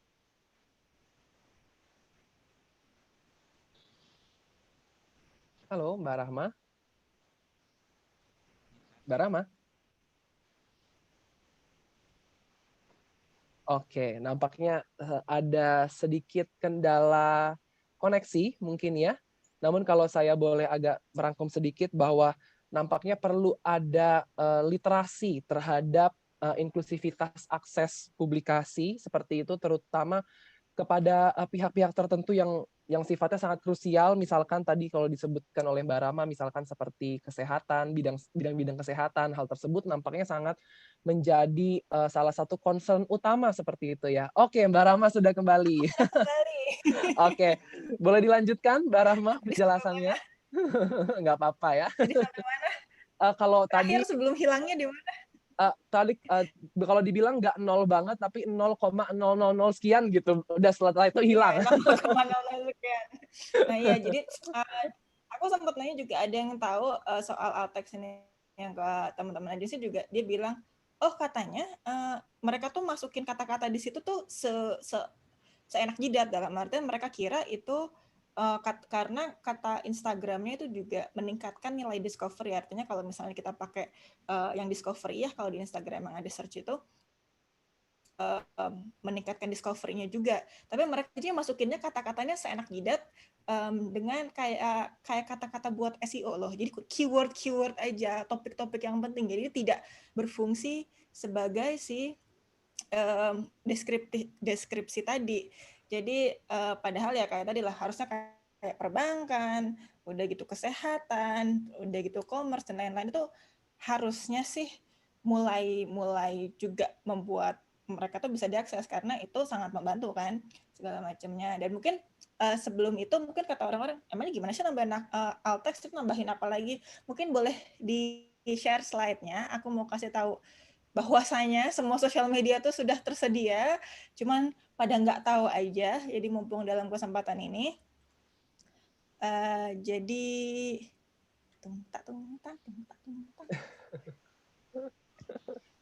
boleh di share slide-nya sedikit. Jadi next, nah kalau di Twitter, kalau banyak Twittizen mungkin ya, kalau gambar yang ada alt text-nya itu biasanya di pojok kirinya tuh ada tulisan ALT, jadi gambar tersebut dilengkapi deskripsi. Nah, gimana caranya ketika misalnya kita lagi nanti upload image-nya, nanti tuh ada tambahan di sebelah icon tag people, ada tombol atau icon dan tulisan add description. Nah, itu diklik, itu bisa tambahin alt text-nya. Lalu next, lalu di Instagram tuh ada dua cara, yaitu ketika kita ngepost dari awal kita ngepost foto, dan yang kedua kita ngedit foto. Nah, kalau di Twitter tadi kekurangannya kalau sudah dipost kita nggak bisa tambahin alt text-nya, tapi kalau di Instagram dan Facebook itu bisa. Jadi kalau di Instagram ini, kalau kita baru ngepost foto, cari di advance setting, jadi di paling bawah banget ketika kita ngepost, terus di advance setting nanti ada tulisan write alt text atau tulis alt text. Nah, nanti dia akan muncul kolom untuk mengisi tulisan alt text-nya apa. Dan ketika di-post, tentu saja alt text-nya itu nggak kelihatan. Tapi bisa terdengar seperti tadi yang sudah dicontohkan sama Pak Adi Gunawan. Selanjutnya,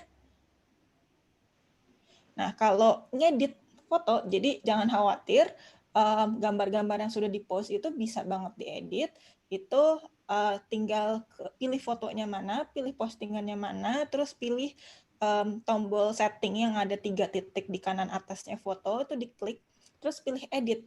Nah, ini ada kekurangan Instagram nih, jadi nanti tambahin alt text-nya itu posisinya ada di pojok kanan bawah dari foto yang sedang diedit, posisinya sebelah icon AA dan seberangnya icon tag, dan dia tulisannya teksnya putih, jadi kalau gambar kalian putih agak sedikit nggak kelihatan, tapi kurang lebih posisinya benar-benar di pojok kanan bawah edit foto.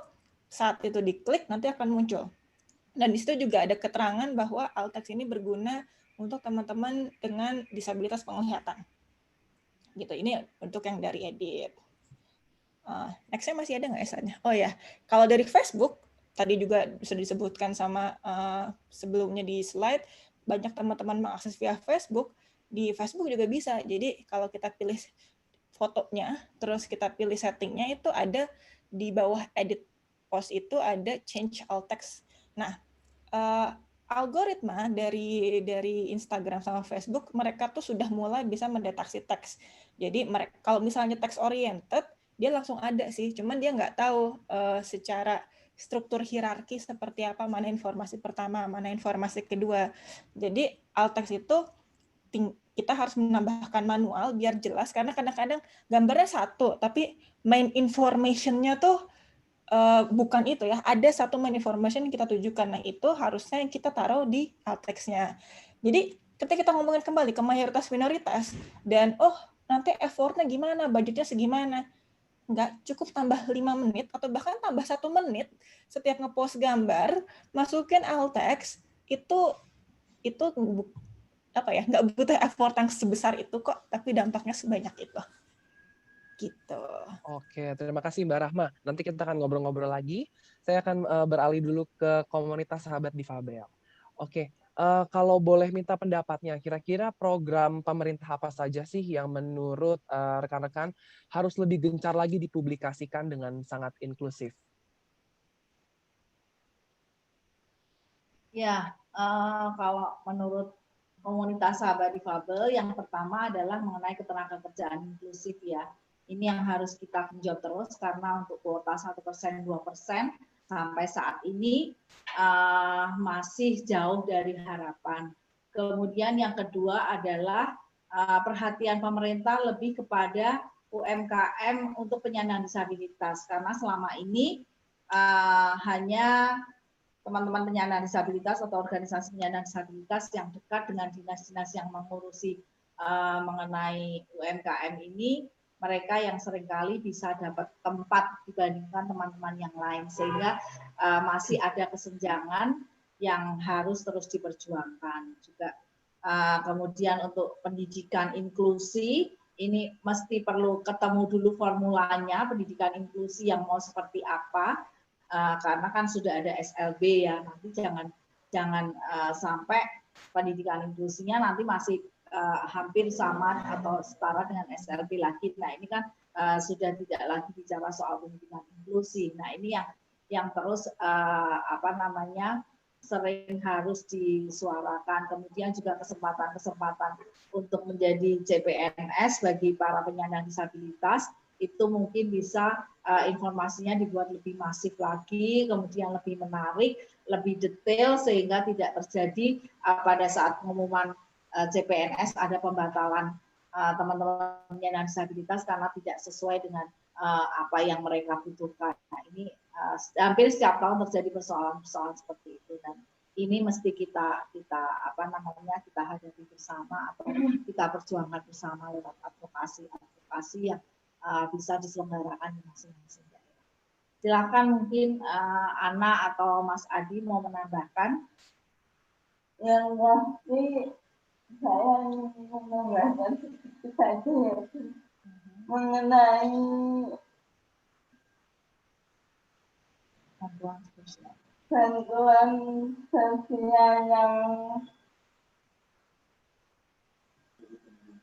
dari pemerintah itu masih belum melakukan dan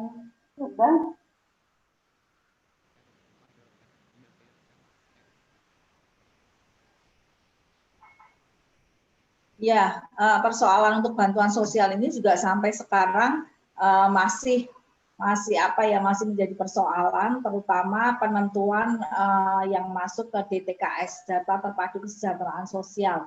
Memang sebelum pandemi dan sesudah pandemi ini ada terjadi banyak sekali kebijakan. Jadi teman-teman penyandang disabilitas kalau sebelum pandemi itu banyak yang mendapat masuk dalam kelompok DTKS, tetapi setelah pandemi ini justru mereka banyak yang tidak masuk ke data DTKS dengan alasan gantian atau mungkin mereka tingkat kehidupannya lebih baik dan sebagainya. Tapi pada kenyataannya kan kalau bicara soal dampak, teman-teman penyandang disabilitas itu juga pasti terdampak. Tetapi kenyataannya DTKS yang sekarang ini justru teman-teman penyandang disabilitas sudah tidak mendapatkan bantuan lagi. Kalau bicara soal bantuan sosial pasca pandemi. Monggo. Mungkin bisa di slide tentang bantuan sosial juga. Ini sebentar lagi mau berlangsung adalah pilkada serentak tanggal 9 Desember. Nah, ini kalau dari kebetulan di Kota Semarang sendiri ini juga termasuk salah satu daerah yang akan mengadakan pilkada serentak. Dan ini peran dari KPU sebagai penyelenggara ini sangat penting sekali untuk sosialisasi terkait pilkada serentak. Dan ini sudah ada video dari ILM. Ini bisa dibilang nih inklusif juga karena melibatkan teman-teman penyandang disabilitas. Bisa diputar. Nah, ini dia untuk pilkada serentak Pilwakot terutama di Semarang. Kawan, ini saatnya kita berperan. Bukan peran dalam sebuah adegan. Ini kita kota karena butuh 5 tahun depan. Emang nggak bosan terus-terusan rebahan? Kenapa toh? Kotamu butuh kontribusimu. Suaramu, kehadiranmu. Untuk Semarang semakin baik. Sejahtera dan bebas jomblo dong. Hilang kriminalitasnya. Ayo datang ke TPS. Kita ambil peran bersama. Walah, ke TPS. Ya mesti hadir toh ya. Nah, ini salah satu contoh program pemerintah yang perlu digencarkan juga. Apalagi pilkada itu sempat menuai pro dan kontra juga tengah pandemi ya. Cuma kalau misalnya tadi dilihat dari video ILM dari KPU Kota Semarang ini, kita kemarin sempat berdiskusi juga tentang video ini terkait tentang caption text-nya atau subtitle-nya yang tadi mungkin ini ya kurang terlihat karena tadi beberapa kali ada misalnya pas waktu satpam itu nggak kelihatan, waktu dokter juga nggak kelihatan tulisannya karena menggunakan warna putih. Itu sih yang kemarin sempat menjadi perbincangan kita juga. Oke, selanjutnya mungkin Mas Adi Gunawan mau menambahkan terkait program-program pemerintah yang perlu digencarkan informasi secara masif.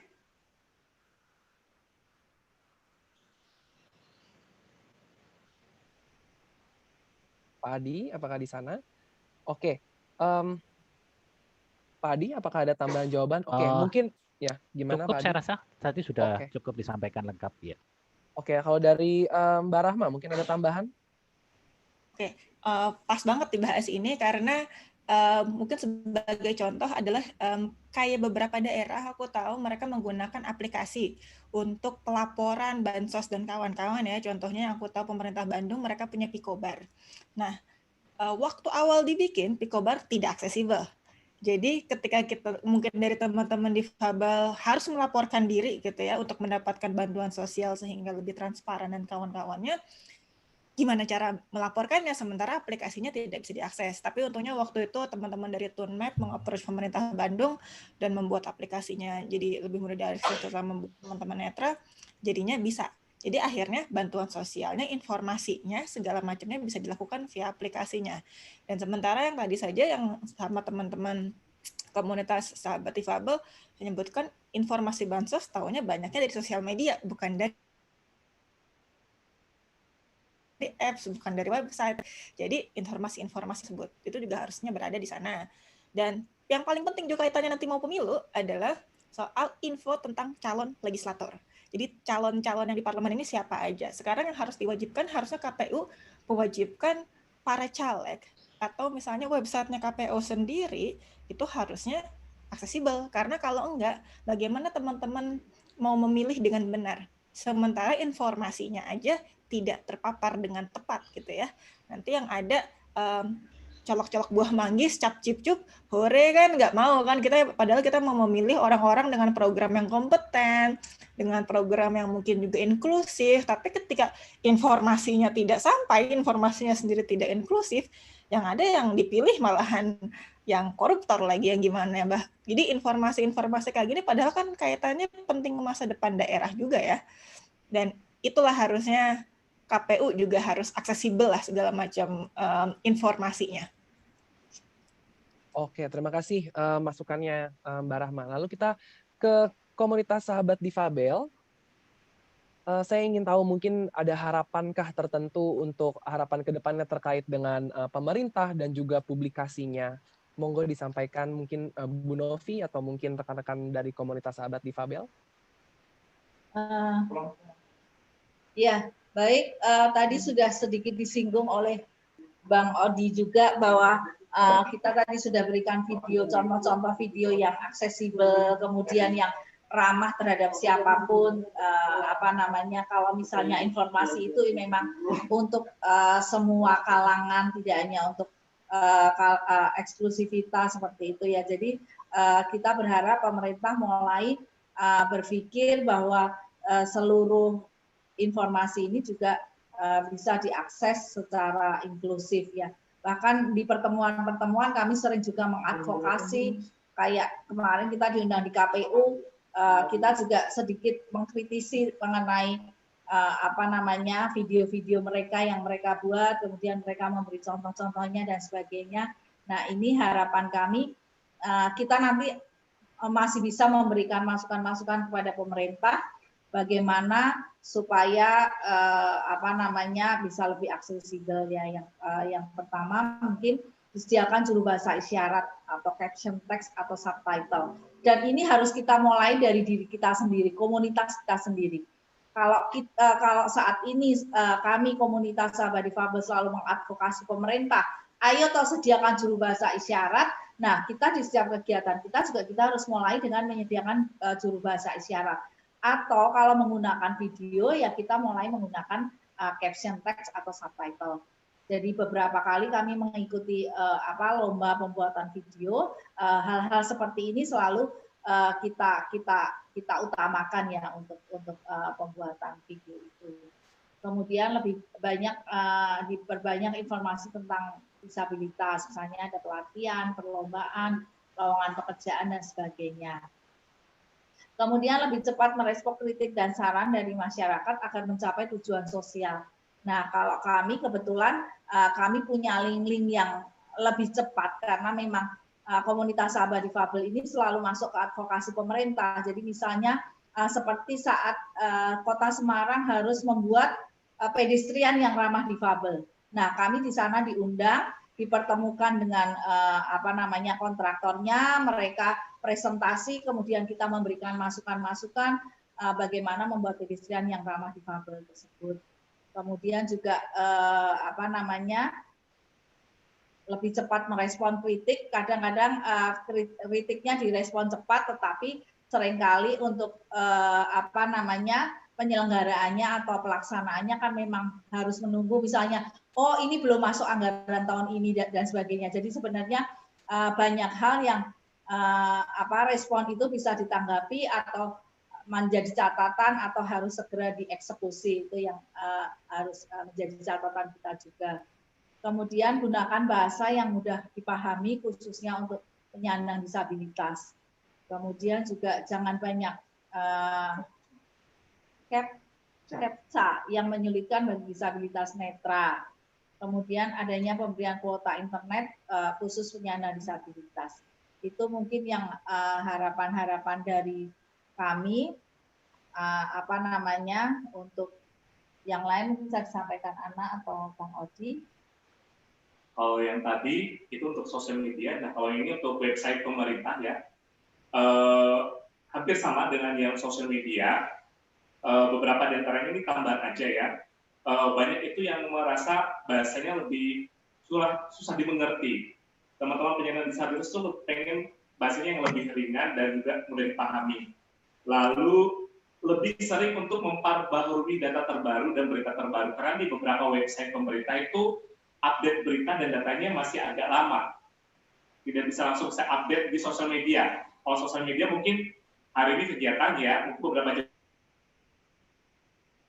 kemudian sudah update, tapi kalau di website-nya itu beberapa hari kemudian baru diupdate. Lalu lebih disederhanakan tampilan website-nya, ya.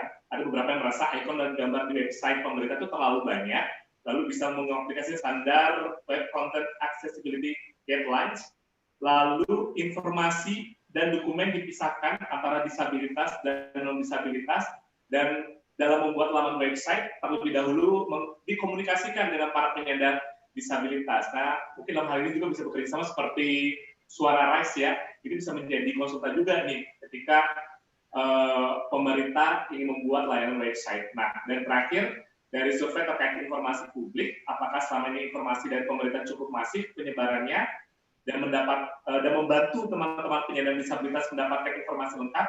48% responden menjawab iya, 52% responden menjawab tidak. Ya, beda-beda tipis perbandingannya. Oke. Itu dia. Ya, terima kasih atas harapan dan masukannya. Kita sekarang akan ke Mbak Rahma nih untuk menutup sesi kita kali ini. Boleh dong Mbak Rahma berikan harapan nih untuk publikasi media sosial pemerintah nih yang dapat mendukung rekan-rekan penyandang disabilitas. Oke, mungkin aku tadi juga nambahin dari penjelasannya Bang Odi ya, karena terkait website. Nah, seringkali dari pemerintah tuh kan suka rilis peraturan pemerintah atau apalah segala macam ya, dokumen-dokumen misalnya sifatnya PDF atau surat-surat. Nah, seringnya beberapa dokumen tersebut tuh lebih ke arah scan dari kertas, terus di-scan. Jadi itu tuh gambar. Nah, yang seperti itu tuh kan nggak ramah buat teman-teman tunanetra ya. Padahal PDF itu kalau misalnya dibentuknya dari teks, terus di PDF, itu masih lebih bisa. Tapi ini mungkin nggak tahu, belum banyak yang belum tahu. Ketika ada konversi dari dokumen ke Word ke PDF itu ada sedikit penurunan aksesibilitas juga. Jadi harus ada teknis yang ditambahkan. Jadi baiknya dokumen downloadable seperti itu tuh tersedia Word dan juga PDF optionnya, dan kalau PDF itu harus tambahkan atribut-atributnya. Nah, lalu tadi juga untuk yang dari sisi WCAG, nah di sini benar-benar sih timnya yang harus paham. Jadi mungkin di sini kayak tadi sempat disebutkan, Suara itu mencoba advokasi kemana-mana, tapi pada akhirnya tetap saja dibutuhkan timnya langsung untuk memahami kaidah-kaidah aksesibilitas itu seperti apa. Jadi kalau dari saya sih mengharapkannya adalah tim-tim publikasi pemerintah itu mulai mempelajari teknisnya itu seperti apa, baik yang sifatnya non teknis kayak tadi tulisan itu kan non teknis, atau bagi tadi developer-developernya. Karena seringkali, rame banget nih padahal nggak penting gitu. Dan kalau misalnya ini aku mau nyebut nggak enak, tapi ada satu kementerian yang mana ketika kita datang langsung ada pop-up-nya loading nggak kelar-kelar. Dan itu kita nggak bisa akses belakangnya sama sekali.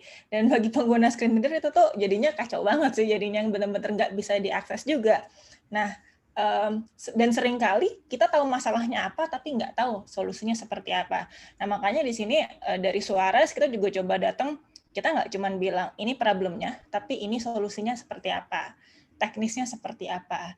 Jadi ada kalanya timnya harus sudah paham, sudah teredukasi, atau sudah ikutan training atau apapun menunggal informasi sendiri juga bisa terkait aksesibilitas, dan juga tetap ada mungkin dikonsultasikan dulu ini sudah benar apa belum. Jadi nanti ketika running sendiri itu nggak akan kesandung-sandung lah, nggak akan ibaratnya tebak-tebakan bahwa Magis ini benar apa enggak, ini salah apa enggak, ini segala macam apa enggak. Jadi itu sih yang struktural educate the department of the publication sebetulnya yang dibutuhkan biar nantinya dari masing-masing lininya tuh bisa benar-benar mengimplementasikan informasi yang aksesibel. Oke, baiklah. Berarti perlu adanya dukungan peningkatan informasi ataupun peningkatan knowledge seperti itu ya, terkait dengan bagaimana caranya memaksimalkan fitur-fitur dan hal-hal lainnya yang dirasa dapat mendukung teman-teman penyandang disabilitas. Baiklah, terima kasih untuk penjelasannya kedua narasumber kita. Saat ini kita sudah mencapai ke sesi tanya jawab. Oh ya, saya mau mengingatkan juga tadi sempat ada yang bertanya mengenai bahan atau materi yang disampaikan oleh narsum. Boleh nggak sih nanti di sharing ke mereka? Saya mohon izin juga kepada narasumber apakah materi tersebut dapat dibagikan. Jika memang dapat dibagikan, nanti akan disebar oleh teman-teman panitia ya berarti ya? Oke. Boleh, baik. Terima kasih. Baik, kita akan membuka sesi tanya jawab kali ini dan sejujurnya waktu kita juga tidak terlalu banyak, jadi kita akan singkat saja sesi Q&A-nya. Jika ada yang ingin bertanya, saya persilahkan untuk bertanya via suara atau via audio, dan juga via kolom komentar ya. Tapi saya akan mendahulukan untuk rekan-rekan yang ingin bertanya via audio. Jadi dipersilahkan mungkin dari rekan-rekan yang hadir ada yang ingin bertanya via audio ataupun via kolom komentar. Jika ada yang ingin bertanya via suara atau via audio, dipersilakan raise hand saja ya. Diklik raise hand saja, nanti kita akan mempersilahkan untuk membuka audionya. Dipersilakan, adakah yang ingin bertanya?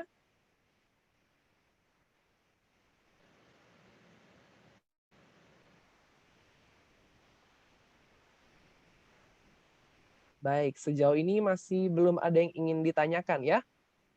Ilmunya terlalu baru mungkin, Mas.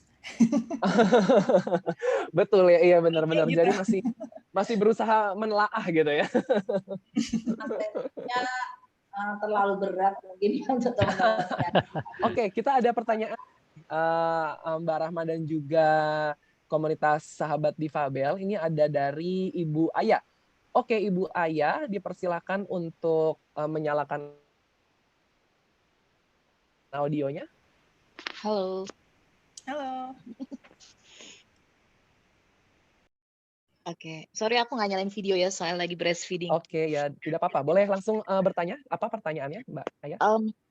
Ini sebenarnya kayak ilmu baru banget ya, kayak saya juga jadi kayak tercerahkan bahwa karena kebetulan juga mengelola media sosial pemerintah, bahwa ada publik atau warga yang ternyata mungkin belum terjangkau informasinya oleh kita karena kita belum aware sekali gitu pentingnya kayak alt text tadi ya yang dijelaskan.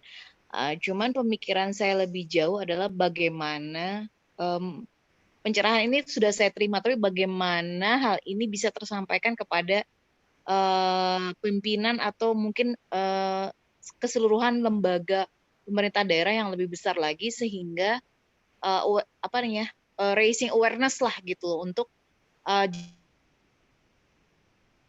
jajaran pemerintah daerah. Kebetulan saya di pemerintah daerah gitu, seperti itu. Apakah ada upaya mungkin audiensi atau semacam apa ya dari mungkin pihak-pihak yang ada di sini gitu untuk menyadarkan bahwa pembuatan publikasi itu sedemikian penting untuk juga dapat diakses oleh penyandang disabilitas.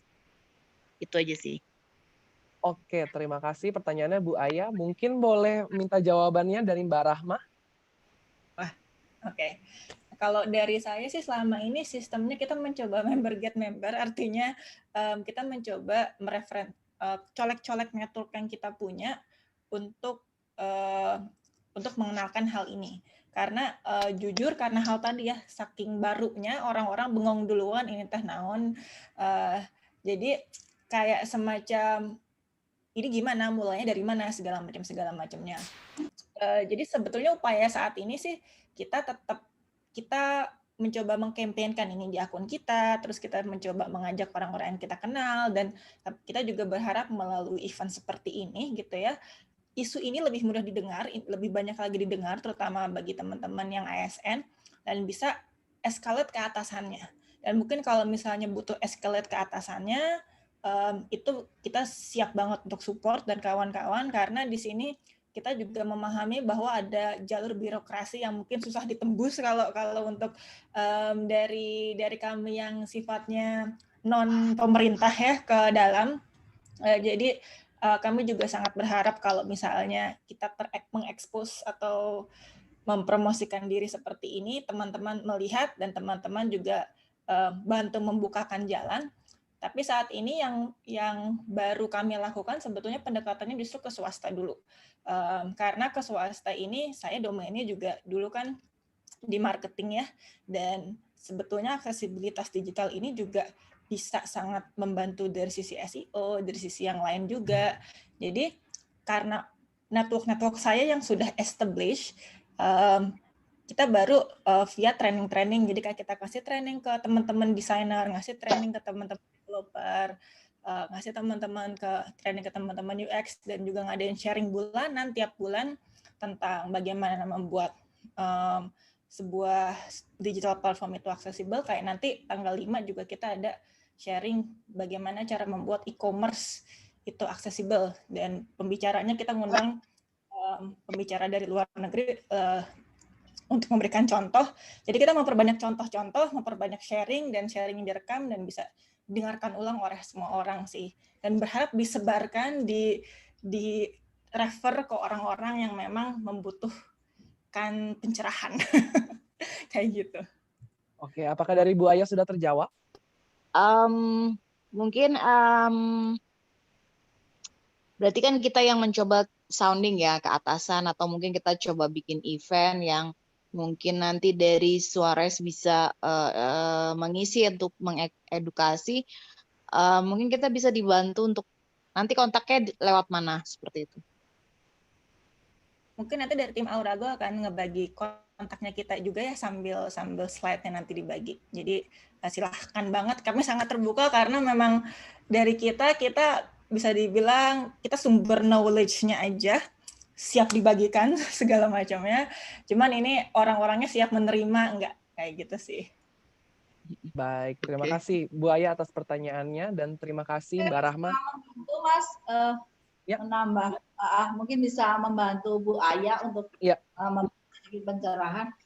Bu Aya, mungkin salah satu cara yang bisa kami gunakan ya, karena kan kami mewakili dari organisasi penyandang disabilitas, adalah melalui Pramusrembang. Jadi di Pramusrembang itu kan biasanya ada beberapa kementerian itu yang hadir di kegiatan tersebut, dan di sana kita bisa mewakili penyandang disabilitas untuk menyampaikan apa sih yang sebenarnya dibutuhkan oleh penyandang disabilitas. Nah, ini mungkin bisa di sana, kemudian kita nanti masuk ke musrembang wilayah. Nah, ini kan yang musrembang wilayah ini nanti akan masukan-masukannya akan digodok lagi untuk pembangunan 5 tahun berikutnya, seperti itu ya. Jadi yang kami lakukan selama ini seperti itu. Jadi masukan-masukannya sebelumnya ada kegiatan dengan konsultan perencanaan pembangunan, kalau di Jawa Tengah atau di Semarang itu Patiro. Nah, biasanya kita memberikan masukan-masukan itu lewat di sana, kemudian itu nanti akan menjadi isu yang akan kita dorong untuk persiapan musrembang berikutnya. Nah, kalau ini misalnya bisa kita gerakkan bersama per daerah, kemudian provinsi, kemudian menjadi tingkat nasional, apalagi sekarang ada Komisi Nasional Penyandang Disabilitas. Nah, ini tentunya akan menjadi sesuatu semangat semangat bersama untuk bagaimana informasi publik ini bisa lebih inklusif. Begitu kira-kira. Terima kasih.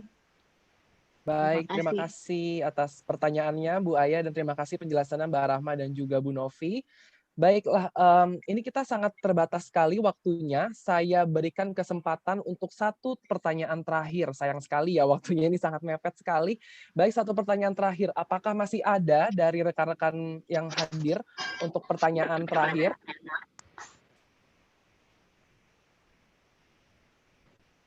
Baik. Oke, masih saya tunggu sebentar lagi. Baik, jika tidak ada, oke, baiklah. Kalau misalkan memang tidak ada, berarti saya ucapkan terima kasih atas semua pertanyaannya dan juga semua partisipasinya.